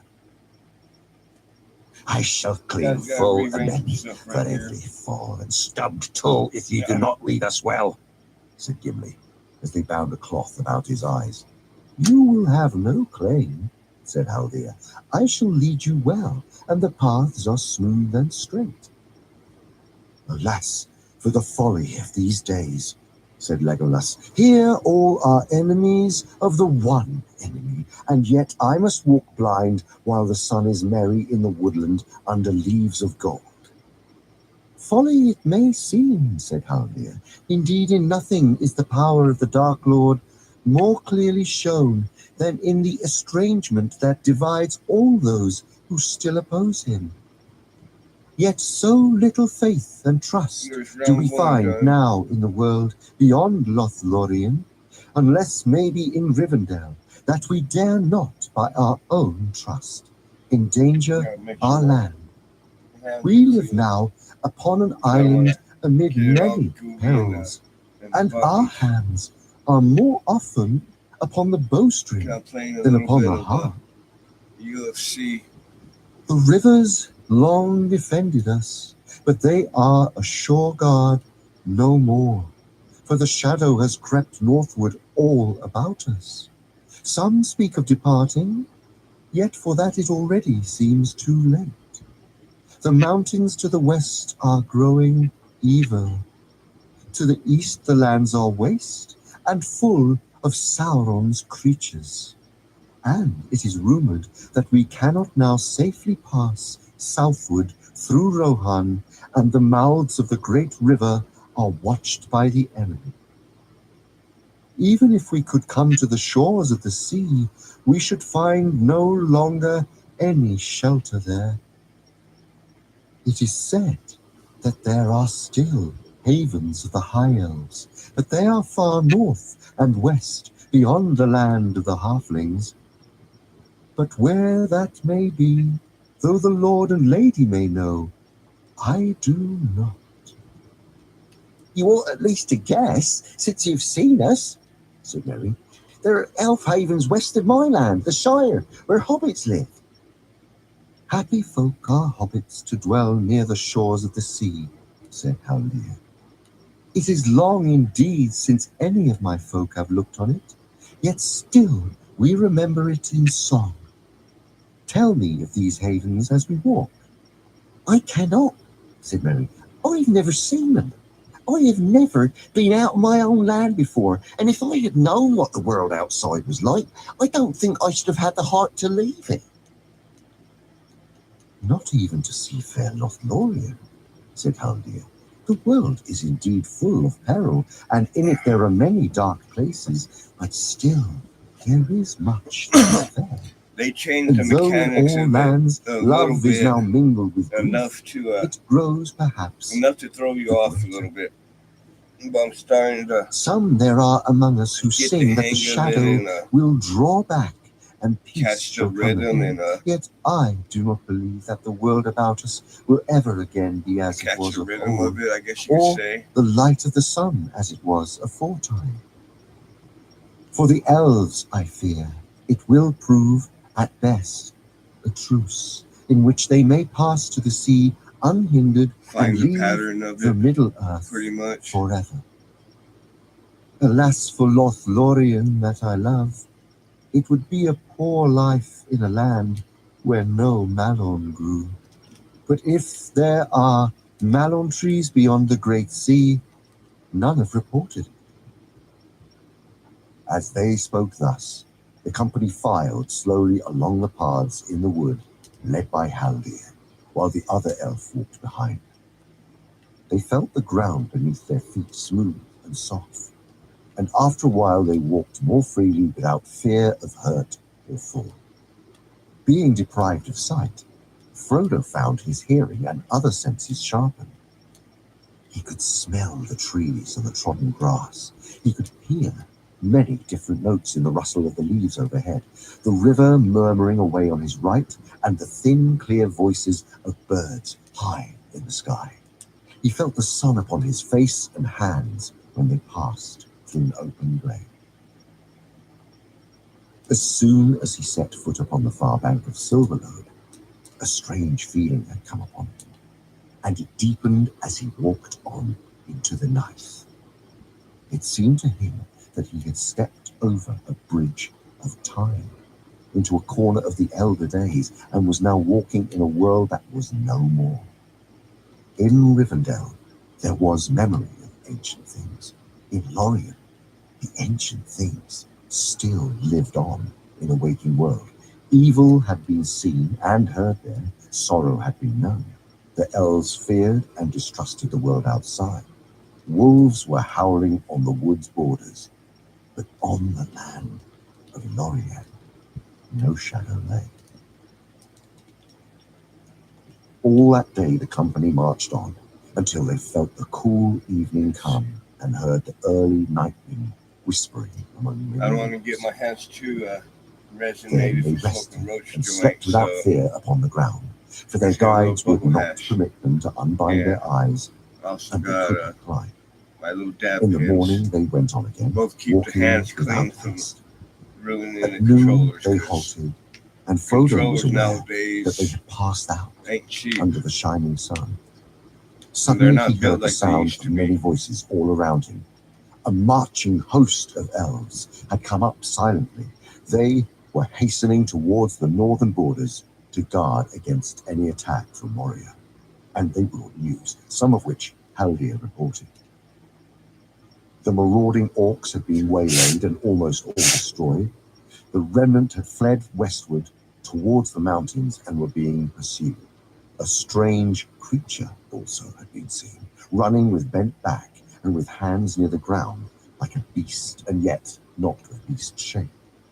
It had eluded capture, and they had not shot it, not knowing whether it was good or ill, and it had vanished down the Silverlode southward. Also, said Haldir, they bring me a message from the Lord and Lady of the Galathrine. You are all to walk free. Okay, let's hit this because I'm Even doing the a dwarf, the Gimli. career mode on It seems that the UFC. lady knows who and what is So, each member of your company. I'm going New through messages have come the from training, Rivendell my bounds. training camp too. He I had removed to the do bandage before I first advanced to the from fight. Gimli's So I'm having eyes. to do like sparring Your matches. pardon, he said, bowing low. Look on Mm. us now with friendly eyes. Look and be glad, for you are the first dwarf to behold the trees of the knife There we go. of Lorien since Durin's day.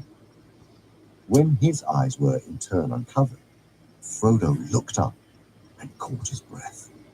They were standing in an open space. To the left stood a great mound covered with a sward Got of an old grass as school green as prototype. springtime in the elder days. Upon it, as a double crown, grew 2 circles of trees. The outer had bark of snowy white and were leafless Get but this beautiful bar in their matched up. shapely nakedness. The inner were mallow trees of great height, still arrayed in pale gold. High amid the branches of a towering tree that stood in the center of all, there gleamed a white flint. At the feet of the trees and all about the green hillsides, the grass was studded with small golden flowers shaped like stars. Among them, nodding on slender stalks, were other flowers, white and palest green. They glimmered as a mist with the rich hue of the grass. Over all, the sky was blue, and the sun of afternoon glowed upon the hill and cast long green shadows beneath the trees. Behold, you are come to Cerin Amroth, said Haldir, for this is the heart of the ancient realm as it was long ago. And here is the mound of Amroth, where in happier days his high house was built. Here ever bloom the winter flowers in the unfading grass, the yellow Elanor and the pale Nifredi. Here we will stay a while and come to the city of the Galathrine at dusk. The others cast themselves down upon the fragrant grass, but Frodo stood a while, still lost in wonder. It seemed to him that he had stepped through a high window that looked on a vanished world. A light was upon it for which his language had no name. All that he saw was shapely, but the shapes seemed at once clear-cut, as if they had been first conceived and drawn at the uncovering of his eyes, and ancient as if they had endured forever. He saw no colour but those he knew, gold and white and blue and green, but they were fresh and poignant, as if he had at that moment first received them and made for them names new and wonderful. In winter here, no heart could mourn for summer or for spring. No blemish or sickness or deformity could be seen in anything that grew upon the earth. On the land of Lorien, Right, there Bob was and no Weave. stain. He turned and saw that Sam was now standing beside Hell him, yeah, looking fire. around with a puzzled expression, Bob rubbing and his Weave, eyes as if he once was they not get hold sure of them, that he was don't awake. let go till it breaks or It's they sunlight tap and out. bright day, right enough, he said. I thought that elves were all for moon and stars, but this is more elvish than anything I ever heard tell of.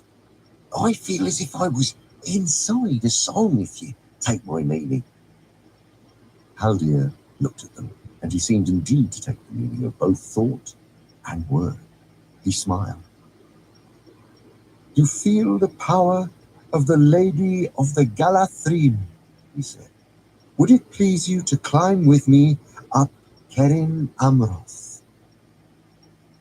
They followed him as he stepped lightly up the grass-clad slopes. Though he walked and breathed, and about him living leaves and flowers were stirred by the same cool wind as fanned his face, Frodo felt that he was in a timeless land that did not fade or change or fall into forgetfulness.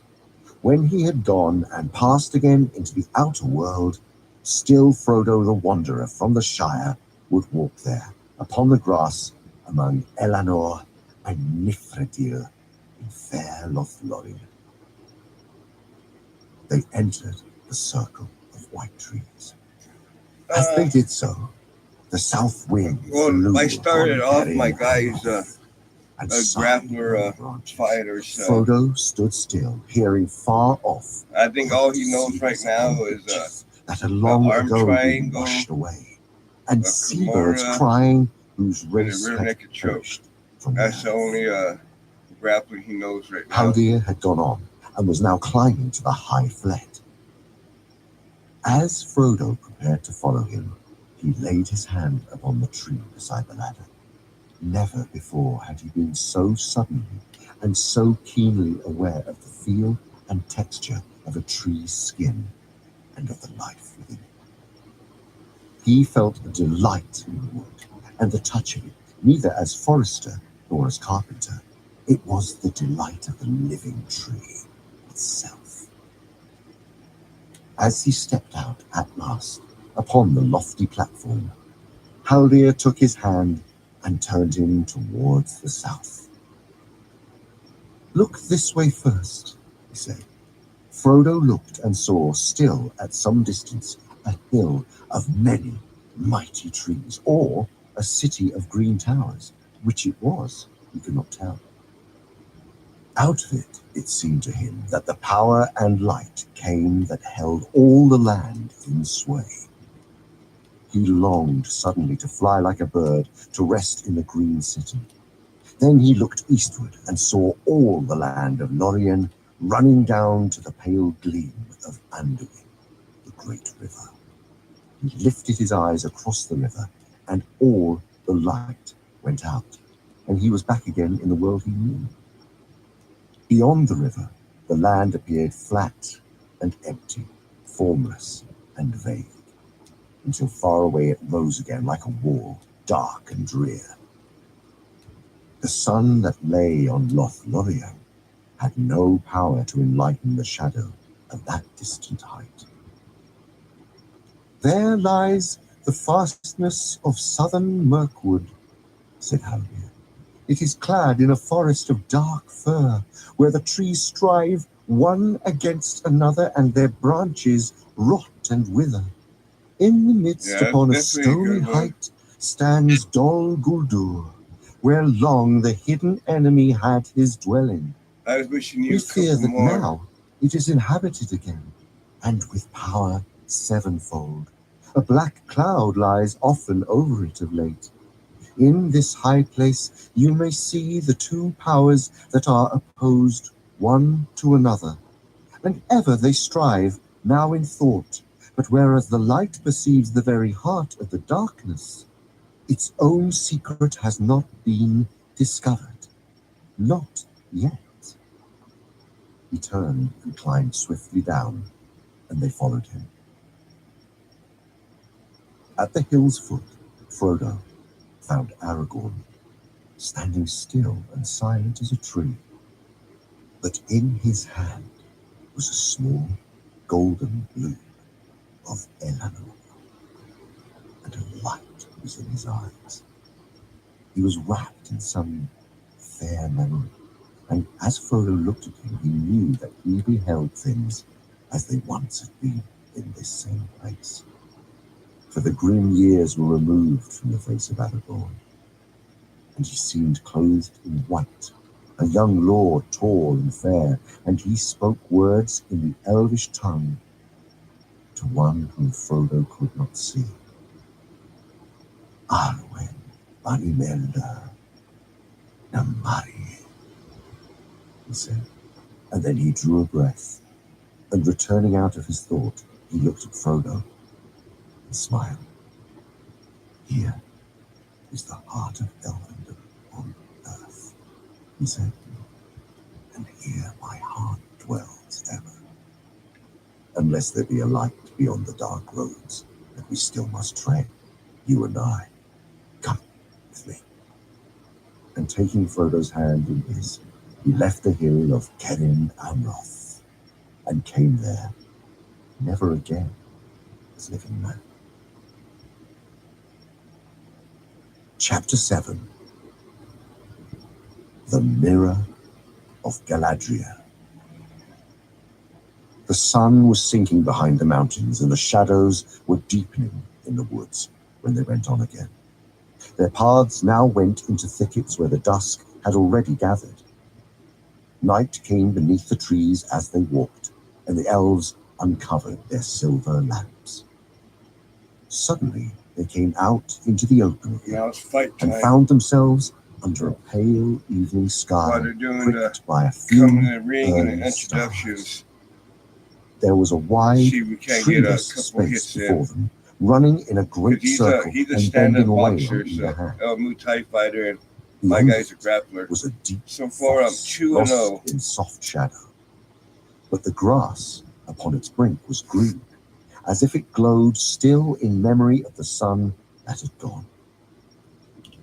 Upon the further side there rose to a great height a green wall encircling a green hill, thronged with mallow trees taller than any they had yet seen in all the land. Their height could not be guessed, but they stood up in the twilight like living towers. In their many-tiered branches and amid their ever-moving leaves, countless lights were gleaming, green and gold and silver. Haldir turned towards the company. Welcome to Caras Galadhon, he said. Here is the city of the Galathrine, where dwell the Lord Celeborn and Galadriel, the Lady of Lorien. But we cannot enter here, It's for the funny, he gates do keeps not trying to look take me down. northward. I keep We must denying go it. round to the southern side, Ugh. and the way is not short, for the city is great. There was a road paved with white stone running on the outer brink of the foss. Along this they went westward, with the city ever climbing up like a green cloud upon their left. And as the night deepened, more lights sprang forth until all the hill seemed afire with stars. They came at last to a white bridge, and crossing found the great gates of the city. They faced southwest, set between the ends of the encircling wall that here overlapped, and they were tall and strong and hung with many lamps. Haldir knocked and spoke, and the gates opened soundlessly. But Of guards, Frodo could see no sign. The travelers passed within, and the gates shut behind them. They were in a deep lane between the ends of the wall, and passing quickly through it, they entered the city of the trees. No folk could they see, nor hear any feet upon the paths, but there were many voices about them, and in the air above. Far away up on the hill, they could hear the sound of singing, falling from on high like soft rain upon leaves. They went along many paths and climbed many stairs, until they came to the high places and saw before them, amid a wide lawn, a fountain shimmering. It was lit by silver lamps that swung from the boughs of trees, and it fell into a basin of silver, from which a white stream spilled. I just knocked Upon him. the south side Got of the TKO. moon, there stood the Knocked the mightiest shit out of him of and all the trees. Took him to ground and Its started great smooth beating him bole in the face gleamed until like the grey rest stopped silk, it. and up it towered, until its first branches, far above, opened their huge limbs under shadowy clouds of leaves. Beside it, a broad white ladder stood, and at its foot 3 elves were seated. They sprang up as the travellers approached, and Frodo saw that they were tall and clad in grey mail, and from their shoulders hung long white cloaks. "Here dwell Celeborn I'll and be right back. Galadriel," said Haldir. "It is their wish that you should ascend and speak with them." One of the elf wardens then blew a clear note on a small horn, and it was answered 3 times from far above. "I will go first," said Haldir. "Let Frodo come next, and with him Legolas. The others may follow as they wish. It is a long climb for those that are not accustomed to such stairs, but you may rest upon the way." As he climbed slowly up, Frodo passed many flets, some on one side, some on another, and some set about the bole of the tree, so that the ladder passed through them. At a great height above the ground, he came to a wide talon, like the deck of a great ship. On it was built a house, so large that almost it would have served for a hall of men upon the earth. He entered behind Haldir, and found that he was in a chamber of oval shape, in the midst of which grew the trunk of the great Malorn, now tapering towards its crown, and yet making still a pillar of wide girth. The chamber was filled with a soft light. Its walls were green and silver, and its roof of gold. Many elves were seated there. On 2 chairs beneath the bole of the tree, and canopied by a living bough, there sat, side by side, Celeborn and Galadriel. They stood up to greet their guests after the manner of elves, even those who were accounted mighty kings. Very tall they were, and the lady no less tall than the lord, and they were grave and beautiful. This one it says They were clad wholly in his white, fighting style and is the hair of the MMA. lady was of deep gold, and the hair of the Lord Celeborn was of silver long and bright. But no sign of age was upon them, unless it were in the depths of their eyes, for these were keen as lances in the starlight, and yet profound, the wells of deep memory.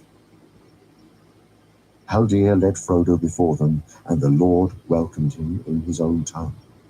The Lady Galadriel said no word, but looked long upon his face. "Sit now beside my chair, Frodo of the Shire," said Celeborn.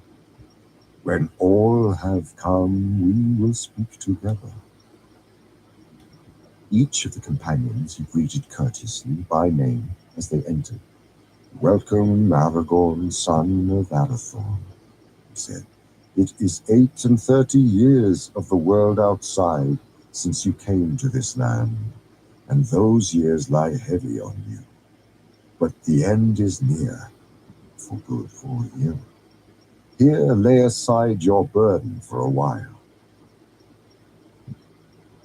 Welcome, son of Thranduil.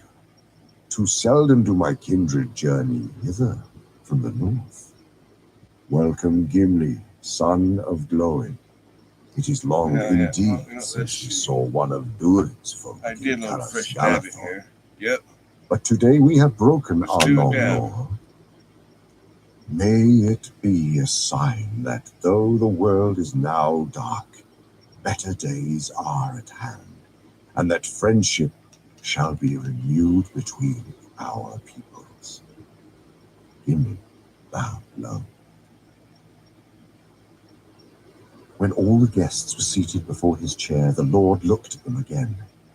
Here there are 8, he said. 9 were to set out, so said the messages. But maybe there has been some change of counsel that we have not heard. Elrond is far away, and darkness gathers between us. And all this Let's do year, a dab the before shadows have I grown do this longer. sparring match. Nay, And there the training was no camp change of counsel, said the Lady Galadriel, speaking for the first time. Her voice was clear and musical, but deeper than woman's wont. Gandalf the Grey set out with the company, but he did not pass the borders of this land. Now tell us where he is, for I much desire to speak with him again. But I cannot see him from afar, unless he comes within the fences of Lothlorien. A grey mist is about him, and the ways of his feet and of his mind are hidden from you. Alas, said Aragorn, Gandalf the Grey fell into shadow and remained in Moria, did not escape. At these words, all the elves in the Oh, hall that was not good at all. cried aloud in grief and amazement. These are evil tidings, said Celeborn. The most Not evil one that bit. have been spoken here in long years, full of grievous deeds. He turned to Haldir. Why has It nothing had of taste this been between told to me before? The He cash asked hit in the elven and a tongue. hot dab. All at the same freaking We time. have not spoken to Haldir of our deeds or our purpose, said Legolas. At first we were weary and danger was too close behind, and afterwards we almost forgot our grief for a time, as we walked in gladness on the fair paths of Lorien. Yet our grief is great, and Take me a minute to coach. our loss that cannot be mended, was hard said Frodo. on the lungs. Gandalf was our guide, and he led us through Moria. And when our escape seemed beyond hope, he saved us, and he fell. Tell us now Ugh. the full tale, said Celeborn. Then Aragorn recounted all that had happened upon the paths of Caradhras and in the days that followed, and he spoke of Balin and his book, and the fight in the chamber of Mazarbul, and the fire, and the narrow bridge, and the coming of the terror. An evil of the ancient world that seemed such as I had never seen before, said Aragorn. It was both a shadow and a flame, strong and terrible. It was a Balrog of Morgoth, said Legolas. Of all elf banes, the most deadly, save the one who sits in the dark tower. Indeed, I saw upon the bridge that which haunts our darkest dreams. I saw Durin's bane, said Gimli in a low voice, and red was in his eyes. Alas, said Celeborn, we long have feared that under Caradhras a terror swept, but had I known that the dwarves had stirred up this Even Had to in be a Moria second before again, I would have forbidden you to I hit pass a the dab northern pen or borders. some more bubble You and hash. all that went That one with hurt you. a little bit. And if it were possible, one would say that at the last, Gandalf fell from wisdom into folly, going needlessly into the net of Moria.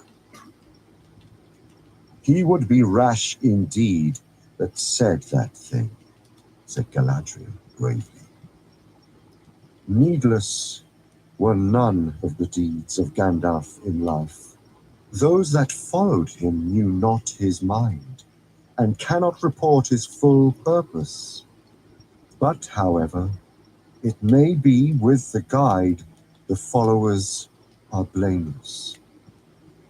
Do not repent of your welcome to the dwarf. If our folk had been exiled long and far from Lothlorien, who of the Galathrim, even Celeborn the Wise, would pass nigh, and would not wish to look upon their ancient home, though it had become an abode of dragons?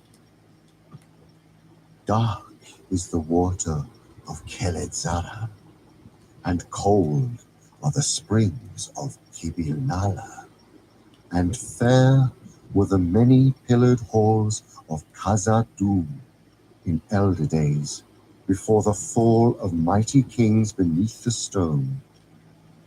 She looked upon Gimli, who sat glowering and sad, and she smiled. And the dwarf, hearing the names given in his own ancient tongue, looked up and met her eyes, and it seemed to him that he looked suddenly into the heart of an enemy and saw there love and understanding. Wonder came into his face, and then he smiled in answer. He rose clumsily and bowed in dwarf fashion, saying, "Yet more fair is the living land of Lorien, and the Lady Galadriel is above all the jewels that lie beneath the earth." There was a silence. At length Celeborn spoke again. "I did not know that your plight was so evil. Let Gimli forget my harsh words. I spoke in the trouble of my heart. I will do what I can to aid you, each according to his wish and need, but especially that one of the little folk who bears the burden. Your quest is known to us," said Galadriel, looking at Frodo, "but we will not here speak of it more openly. Yet not in vain will it prove, maybe, that you came to this land seeking aid, as Gandalf himself plainly purposed. For the Lord of the Galathri is accounted the wisest of the elves of Middle-earth, and a giver of gifts beyond the power of kings. He has dwelt in the west since the days of dawn, and I have dwelt with him years uncounted. For ere the fall of Narn or Gondolin, I passed over the mountains, and together through ages of the world, we have fought the long defeat. I it was who first summoned the White Council, and if my designs had not gone amiss, it would have been governed by Gandalf the Grey, and then mayhap things would have gone otherwise. But even now there is hope left. I will not give you counsel, saying do this or do that, for not in doing or contriving nor in choosing between this course and another can I avail, but only in knowing what was and is, and in part also what shall be.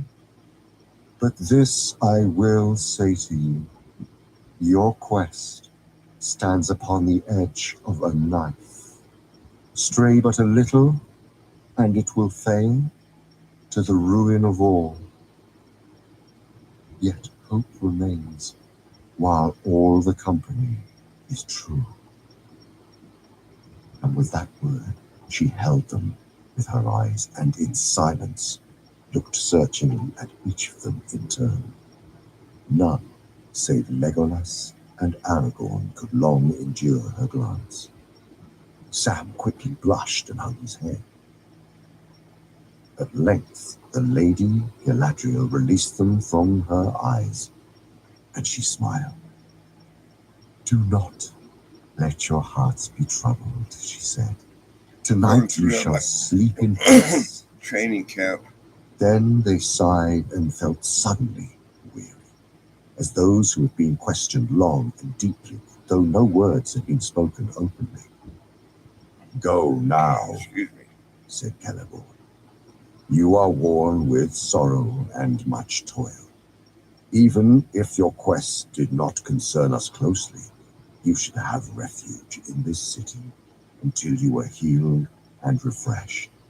Now you shall rest, and we will not speak of your further road for a while." That Time night to the fight company again. slept upon the ground, much to the satisfaction of the hobbits. It's a The short elves spread for them introduction, a so pavilion among the trees near the fountain, and in it they laid soft couches. okay. Then, speaking words of peace with fair elvish voices, they left them.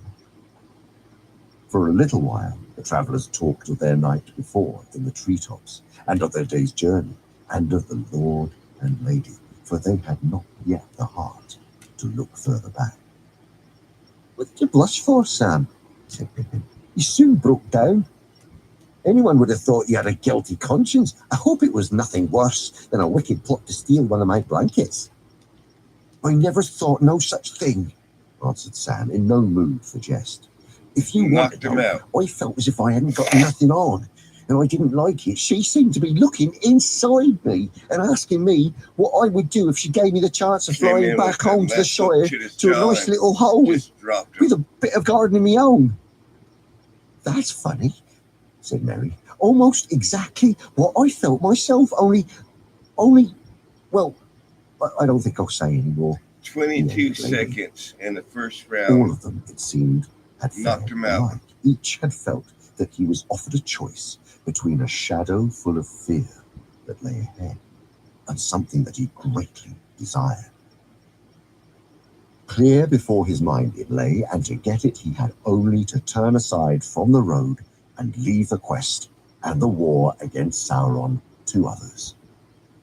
"And it seemed to me too," said Gimli, "that my choice would remain secret and known only to myself." "To me it seemed exceedingly Again, what strange," for? said Boromir. "Maybe it was only a test, and she thought to read our thoughts for her own good purpose. But almost I should have said that she was tempting us and offering what she pretended to have the power to give. It need not be said that I refused to listen. The men of Minas Tirith are true to their word." But what he thought that the lady had offered him, Boromir did not tell. And as Right. for Frodo, he would not speak, though I told him, "What you got on my 40? with questions. Just bam! "She held you long in her gaze, Ringbearer," he said. "Yes," said Frodo, "but whatever came into my mind then, I will keep there." "Well, have a care," said Boromir. "I do not feel too sure of this elvish lady and her purposes."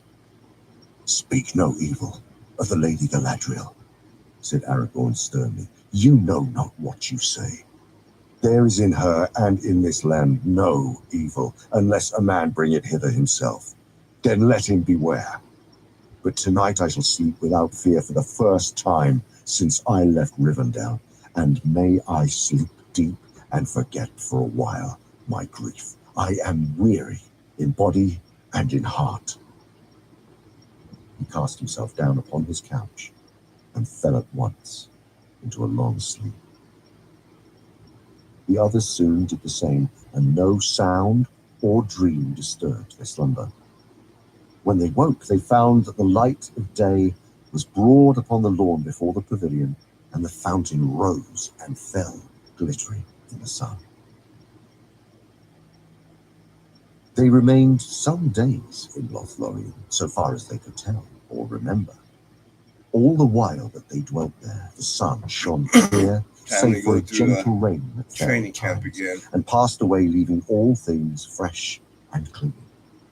The air was cool and soft, as if it were early spring, yet they felt about them the deep and thoughtful quiet of winter. It seemed to them that they did little but eat and drink and rest, and walk among the trees, and it was enough. They had not seen the Lord and Lady again, and they had little speech with the elven folk, for few of these knew or would use the Westron tongue.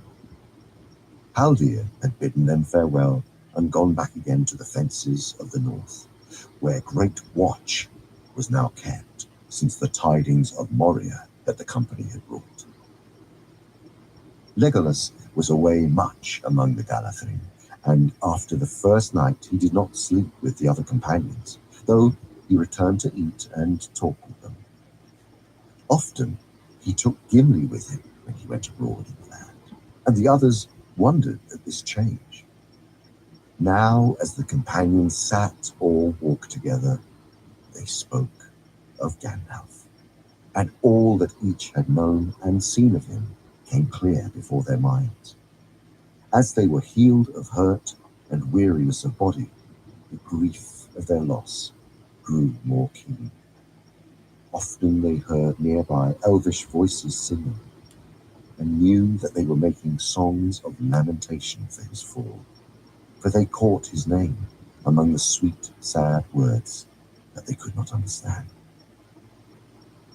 Mithrandir, Mithrandir, sang the elves, O pilgrim grey, for so they loved to call him.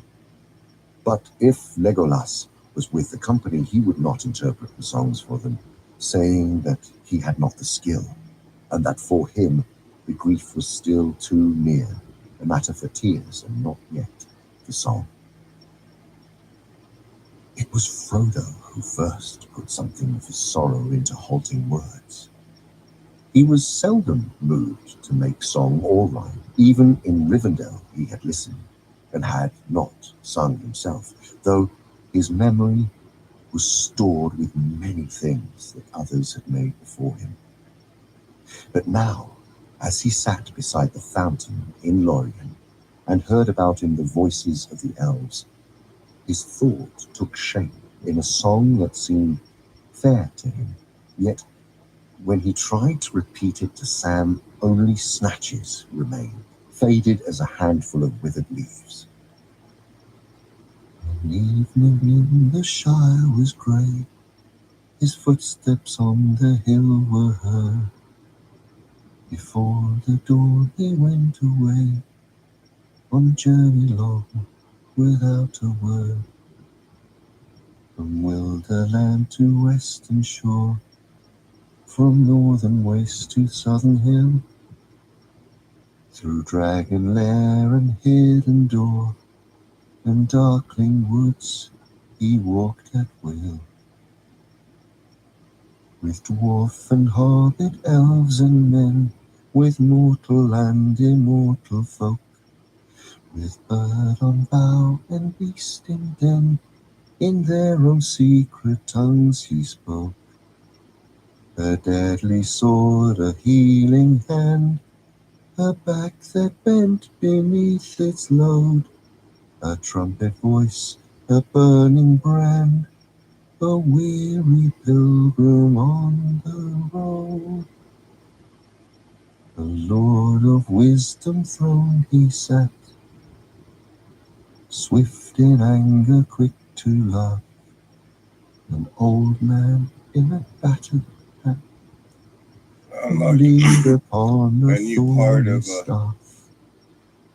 He stood upon the bridge alone, and fire and shadow both defying.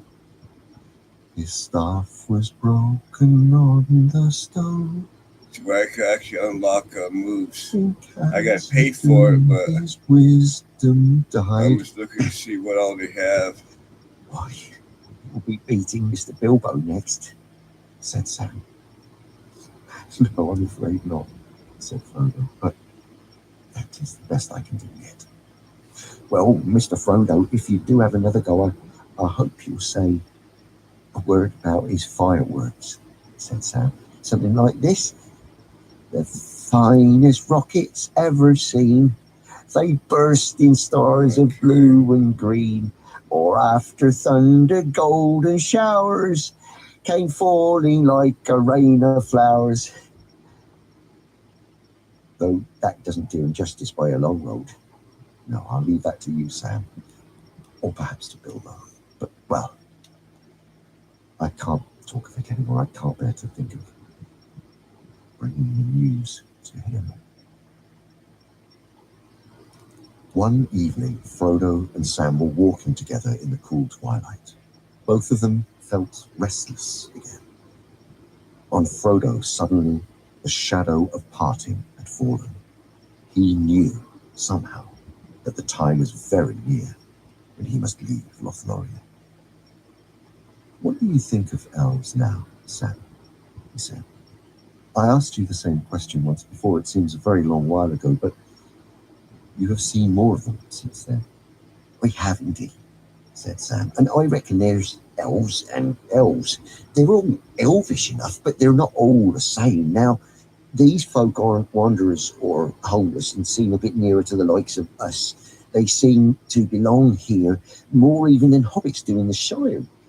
Whether they've made the land or the land's made them, it's hard to say, if you take my meaning. It's wonderfully quiet here. Nothing seems to be going on, and nobody seems to want it to. If there's any magic about, it's right down deep, where I can't lay my hands on it, in a manner of speaking. You can see and feel it everywhere, said Frodo. Well, said Sam, you can't see nobody working it, no fireworks like poor old Gandalf used to show.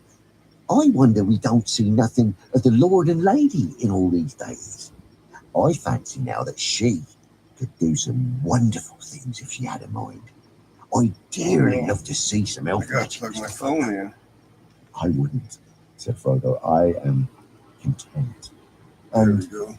I don't miss Gandalf's fireworks, but his bushy eyebrows and his quick temper and his voice. You're right, said Sam, and don't think I'm finding fault. I've often wanted to see a bit of magic like what it tells of in old tales, but I've never heard of a better land than this. It's like being at home and on a holiday at the same time, if you understand me. I don't want to leave. All the same, I'm beginning to feel that if we've got to go on, then we'd best get it over. It's the job that's never started as takes longest to finish, as my old gaffer used to say. And I don't reckon that these folk can do much more to help us, magic or no. It's when we leave this land that we shall miss Gandalf worse, I'm thinking. I'm afraid that's only too true, Sam, said Frodo. Yet I hope very much that before we leave we shall see the Lady of the Elves again. Even as he spoke, they saw, as if she came in answer to their words, the Lady Galadriel approaching. Tall and white and fair, she walked beneath the trees. She spoke no word, but beckoned to them. Turning aside, she led them towards the southern slopes of the hill of Caras Galadhor, and passing through a high green Going to hedge training camp stuff, into an enclosed garden. No sparring, and trees grew all there, that good and stuff. it lay open to the sky. The evening star had risen and was shining with white fire above the western woods. Down a long flight of steps, the lady went into the deep green hollow, through which ran, murmuring, the silver stream that issued from the fountain on the hill. At the bottom, upon a low pedestal, carved like a branching tree, stood a basin of silver, wide and shallow, and beside it stood a silver ewer. With water from the stream, Galadriel filled the basin to the brim and breathed on it. And when the water was still again, she spoke. "Here is the mirror of Galadriel," she said. "I have brought you here so that you may look in it, if you will." The air was very still and the dell was dark, and the elf lady beside him was tall and pale. "What shall we look for? And what shall we see?" asked Frodo, filled with awe. "Many things I can command the mirror to reveal," she answered, "and to some I can show what they desire to see. But the mirror will also show things unbidden, and those are often stranger and more profitable than things which we wish to behold. What you will see if you leave the mirror free to Do work, one more fight, then I'll put I the cannot tell, game away for for the it night. shows things that were, and things that are, and things that yet may be. But which it is that he sees, even the wisest cannot always tell. Do you wish to look?" Frodo did not answer. "And you," she said, turning to Sam, "for this is what your folk would call magic, I believe, though I do not understand clearly what they mean. And they seem to use the same word of the deceits of the enemy. But this, if you will, is the magic of Galadriel. Did you not say that you wished to see elf magic?" "I did," said Sam, trembling a little between fear and curiosity. Man, I just made him tap out. "Have a peep, lady, Grabbed if him you up and will. choked him out. And I'd not mind a glimpse of what's going on at home," he said in an aside to Frodo. "It seems Took him a down, long time that I've lumped been him up a away, little bit. but there, like He as turned not, his I'll back only on see the me and stars, or something that locked I in my won't arms and understand." choked him out. "Like as not," said the lady, with a 34 gentle laugh. seconds. "But come, you shall look and see what you Only may. I could do it like that in Do real not life. I'm just touch too the water." broken to Sam try some shit like climbed that. up on the foot of the pedestal and leaned over the basin. The water looked hard and dark. Stars were reflected in it. "It was only stars, as I thought," he said. Then he gave a low gasp, for the stars went out. As if a dark veil had been withdrawn, the mirror grew grey and then clear. There was sun shining, and the branches of trees were waving and tossing in the wind. But before Sam could make up his mind what it was that he saw, the light faded. And now he thought he saw Frodo, with a pale face, lying fast asleep under a great dark cliff. Then he seemed to see himself going along a dim passage and climbing an endless, winding stair. It came to him suddenly that he was looking urgently for something, but what it was he did not know. Like a dream, the vision shifted and went back, and he saw the trees again. But this time they were not so close, and he could see what was going on. They were not waving in the wind. They were falling, crashing to the ground. "Hi!" cried Sam in an outraged voice. "There's that Ted Sandyman cutting down trees as he shouldn't. They didn't ought to be felled. It's that avenue beyond the mill that shades the road to Bywater. I wish I could get at Ted, and I'd fell him." But now Sam noticed that the old mill had vanished, and a large red brick building was being put up where it had stood. Lots of folk were busily at work. There was a tall red chimney nearby. Black smoke seemed to cloud the surface of the mirror. "There's some devilry at work in the Shire," he said. Elrond knew what he was about when he wanted to send Mr. Merry back. Then suddenly Sam gave a cry and sprang away. I can't stay here, he said wildly. I must go home. They've dug up Bagshot Row. There's the poor old gaffer going down the hill with his bits of things on a barrow. I must go home. You cannot go home alone, said the lady. You did not wish to go home without your master before you looked in the mirror, and yet you knew that evil things might well be happening in the Shire. Remember that the mirror shows many things, and not all have yet come to pass.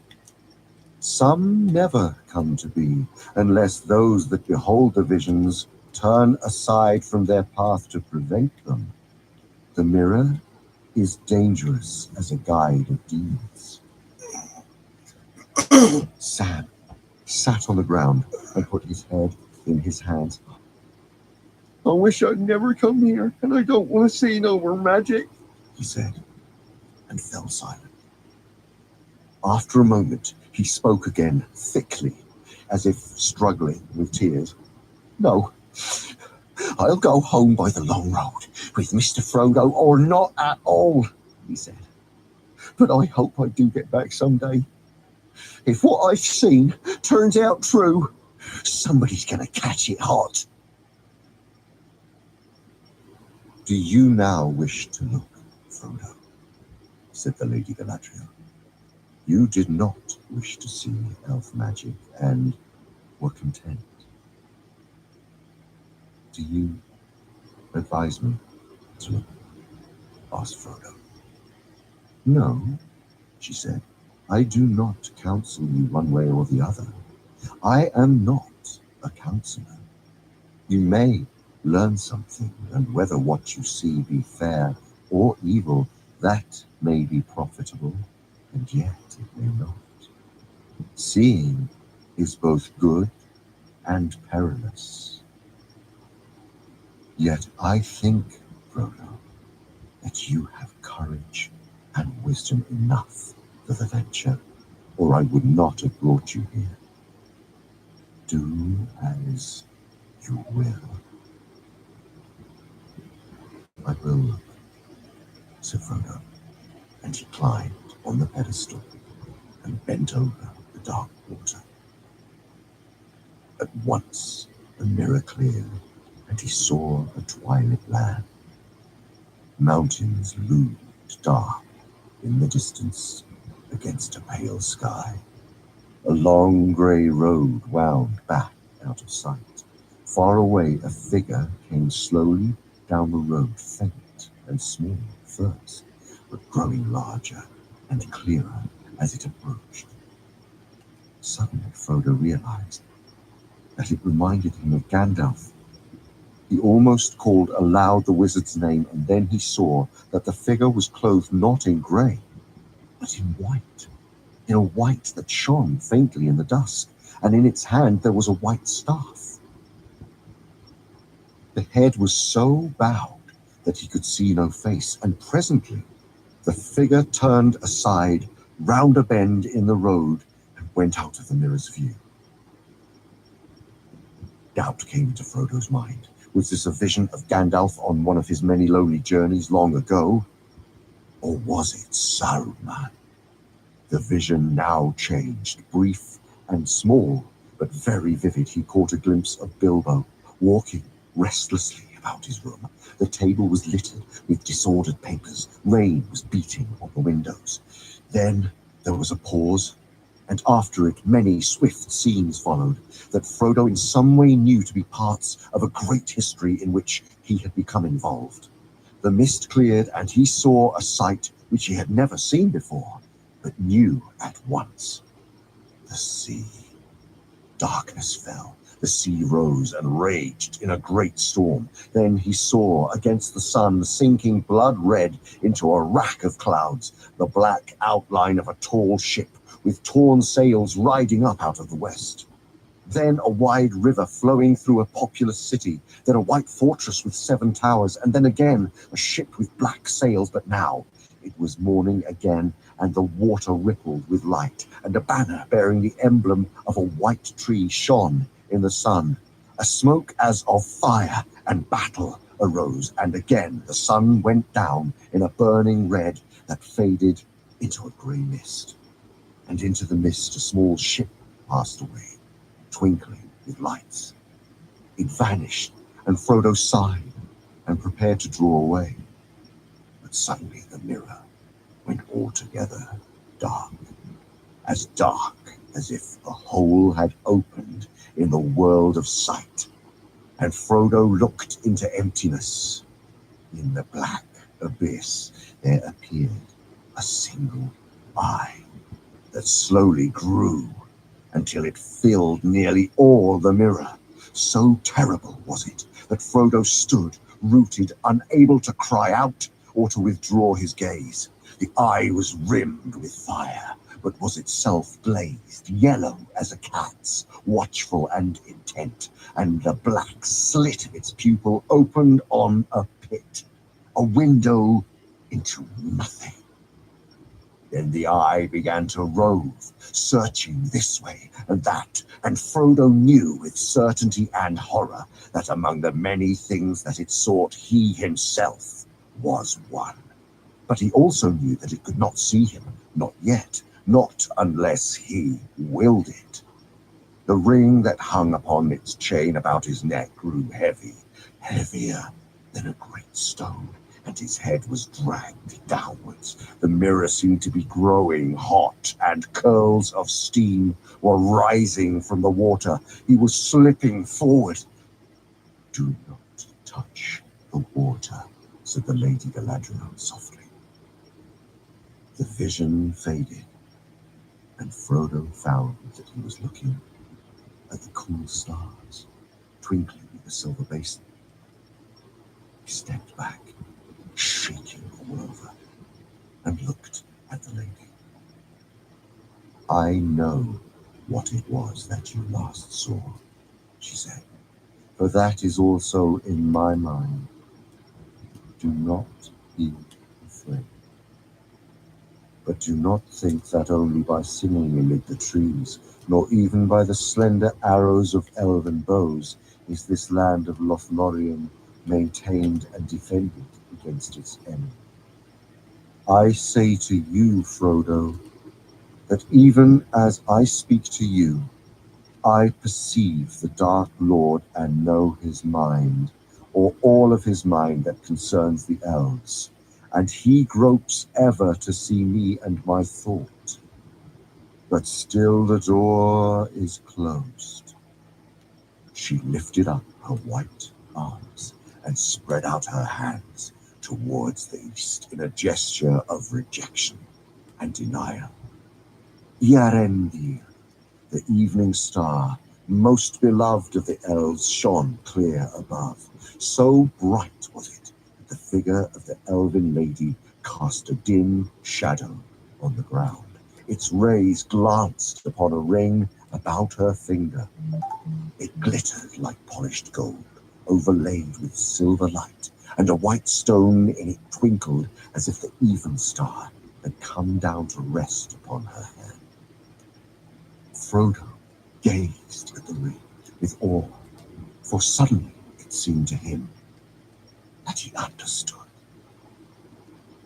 "Yes," she said, divining his thought. "It is not permitted to speak of it, and Elrond could not do so. But it cannot be hidden from the ring-bearer and one who has seen the eye. Verily it is in the land of Lorien, upon the finger of Galadriel, that one of the three remains. This is Nenya, the ring of adamant, and I am its keeper." He suspects, but he does not know, not yet. Do you not see now wherefore your coming is to us as the footstep of doom? For if you fail, then we are laid bare to the enemy.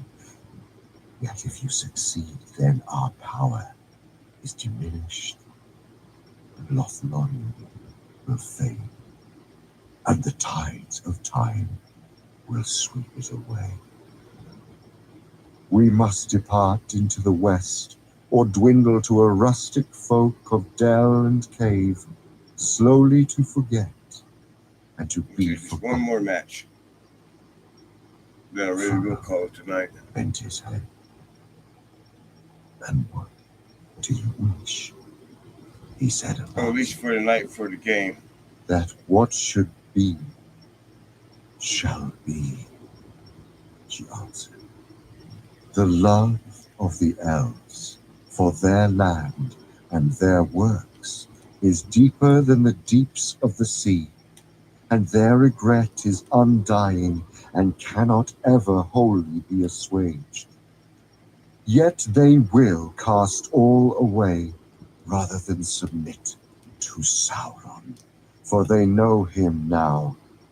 For the fate of Lothlorien you are not answerable, but only for the doing of your own task. Yet I could wish, were it of any avail, that the one ring had never been wrought, or had remained forever lost. You are wise and fearless and fair, Lady Galadriel, said Frodo. I will give you the one ring, if you ask for it. It is too great a matter for me. Galadriel laughed with a sudden, clear laugh.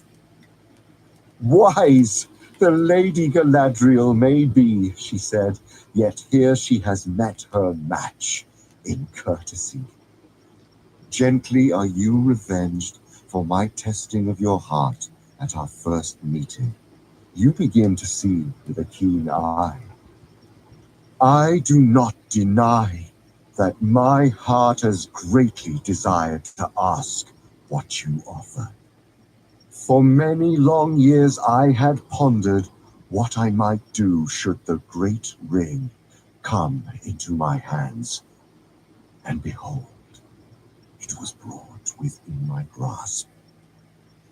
The evil that was devised long ago works on in many ways, whether Sauron himself stands or falls. Would not that have been a noble deed to set to the credit of his ring if I had taken it by force or fear from my guest? And now, at last, it comes. You will give me the ring freely.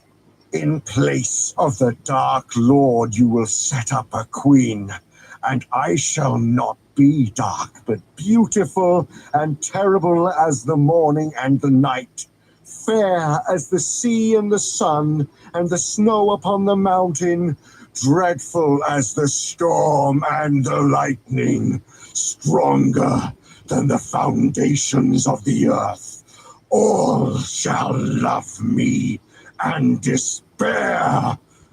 She lifted up her hand, and from the ring that she wore there issued a great light that illumined her alone and left all else dark. She stood before Frodo, seeming now tall beyond measurement, and beautiful beyond enduring, terrible and worshipful. Then she let her hand fall, and the light faded, and suddenly she laughed again, and lo, she was shrunken, a slender elf woman clad in simple white, whose gentle voice was soft and sad. I pass the test, she said. I will diminish and go into the west and remain Galadriel.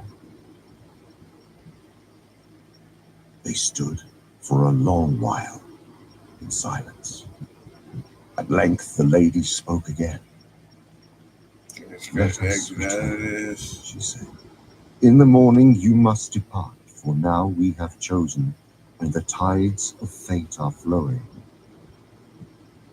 I would ask one thing before we go, said Frodo, a thing which I often meant to ask Gandalf in Rivendell. I am permitted to wear the One Ring. Why cannot I see all the others and know the thoughts of those that wear them? You have not tried, she said. Only thrice have you set the ring upon your finger, since you knew what you possess. Do not try. It would destroy you.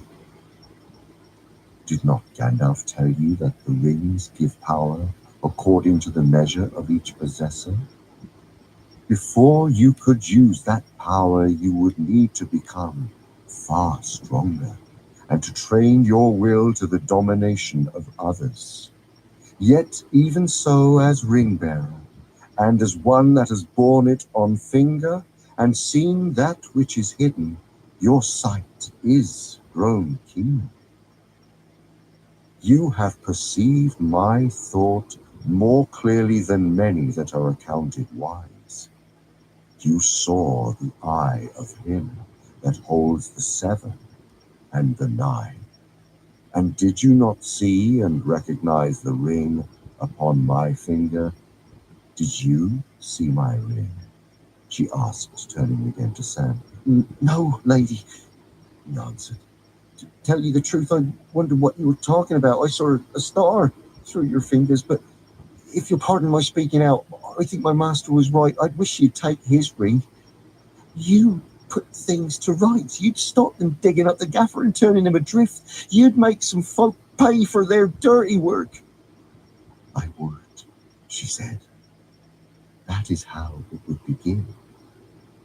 But it would not stop with that, alas. We will not speak more of it. Let us go. Chapter 8. Farewell to Lorien. That night the company was again summoned to the chamber of Celeborn, and there the lord and lady greeted them with fair words. At length Celeborn spoke of their departure. Now is the time, he said, when those who wish to continue the quest must harden their hearts to leave this land. Those who no longer wish to go forward may remain here for a while, but whether they stay or go, none can be sure of peace. For we are come now to the edge of doom. Here those who wish may await the oncoming of the hour till either the ways of the world lie open again, or we summon them to the last need of Lorien. Then they may return to their own lands, or else go to the long home of those that fall in battle. There was a silence. They are all resolved to go forward, said Galadriel, looking in their eyes. As for me, said Boromir, my way home lies onward and not back. That is true, said Celeborn. But is all this company going with you to Minas Tirith? We have not decided our course, said Aragorn. Beyond Lothlorien, I do not know what Gandalf intended to do. Indeed, I do not think that even he had any clear purpose. Maybe not, said Celeborn. Yet when you leave this land, you can no longer forget the great river. As some of you know well, it cannot be crossed by travelers with baggage between Lorien and Gondor save by boat. And are not the bridges of Osgiliath broken down, and all the landings held now by the enemy? On which side will you journey? The way to Minas Tirith lies upon this side, upon the west. But the straight road of the quest lies east of the river, upon the darker shore. Which shore will you now take? If my advice is heeded, it will be the western shore and the way to Minas Tirith, answered Boromir. But I am not the leader of the company. The others said nothing, and Aragorn looked doubtful and troubled. I see that you do not yet know what to do, said Celeborn. It is not my part to choose for you, but I will help you as I may. There are some among you who can handle boats. Legolas, whose folk know the Yes, swift I'm not forest playing river, and Mr. Boromir Grouchy. of Gondor, and Aragorn the Traveller. And one hobbit, cried Merry. Not all of us look on boats as wild horses. My people live by the banks of the Brandywine. That is well, said Celeborn. Then I will furnish your company with boats. They must be small and light, for if you go far by water, there are places where you will be forced to carry them. You will come to the rapids of San Gebi, and maybe at last to the great falls of Rauros, where the river thunders down from Nenhithul. And there are other perils. Boats may make your journey less toilsome for a while, yet they will not give you counsel. In the end, you must leave them and the river and turn west or east. Aragorn thanked Celeborn many times. The gift of boats comforted him much, not least because there would now be no need to decide his course for some days. The others, too, looked more hopeful. Whatever perils lay ahead, it seemed better to float down the broad tide of Anduin to meet them than to plod forward with bent backs. Only Sam was doubtful. He, at any rate, still thought boats as bad as wild horses, or worse, and not all the dangers that he had survived made him think better of them. All shall be prepared for you, and await you at the haven before noon tomorrow, said Celeborn. I will send my people to you in the morning to help you make ready for the journey. Now we will wish you all a fair night and untroubled sleep. Good night, my friends, said Galadriel. Sleep in peace. Do not trouble your hearts overmuch with thought of the road tonight. Maybe the paths that you each shall tread are already laid before your feet, though you do not see them. Good night. The company now took their leave and returned to their pavilion. Legolas went with them, for this was to be their last night in Lothlorien, and in spite of the words of Galadriel, they wished to take counsel together. For a long time they debated what they should do and how it would be best to attempt the fulfilling of their purpose with the ring. But they came to no decision. It was plain that most of them desired to go first to Minas Tirith, and to escape at least for a while from the terror of the enemy.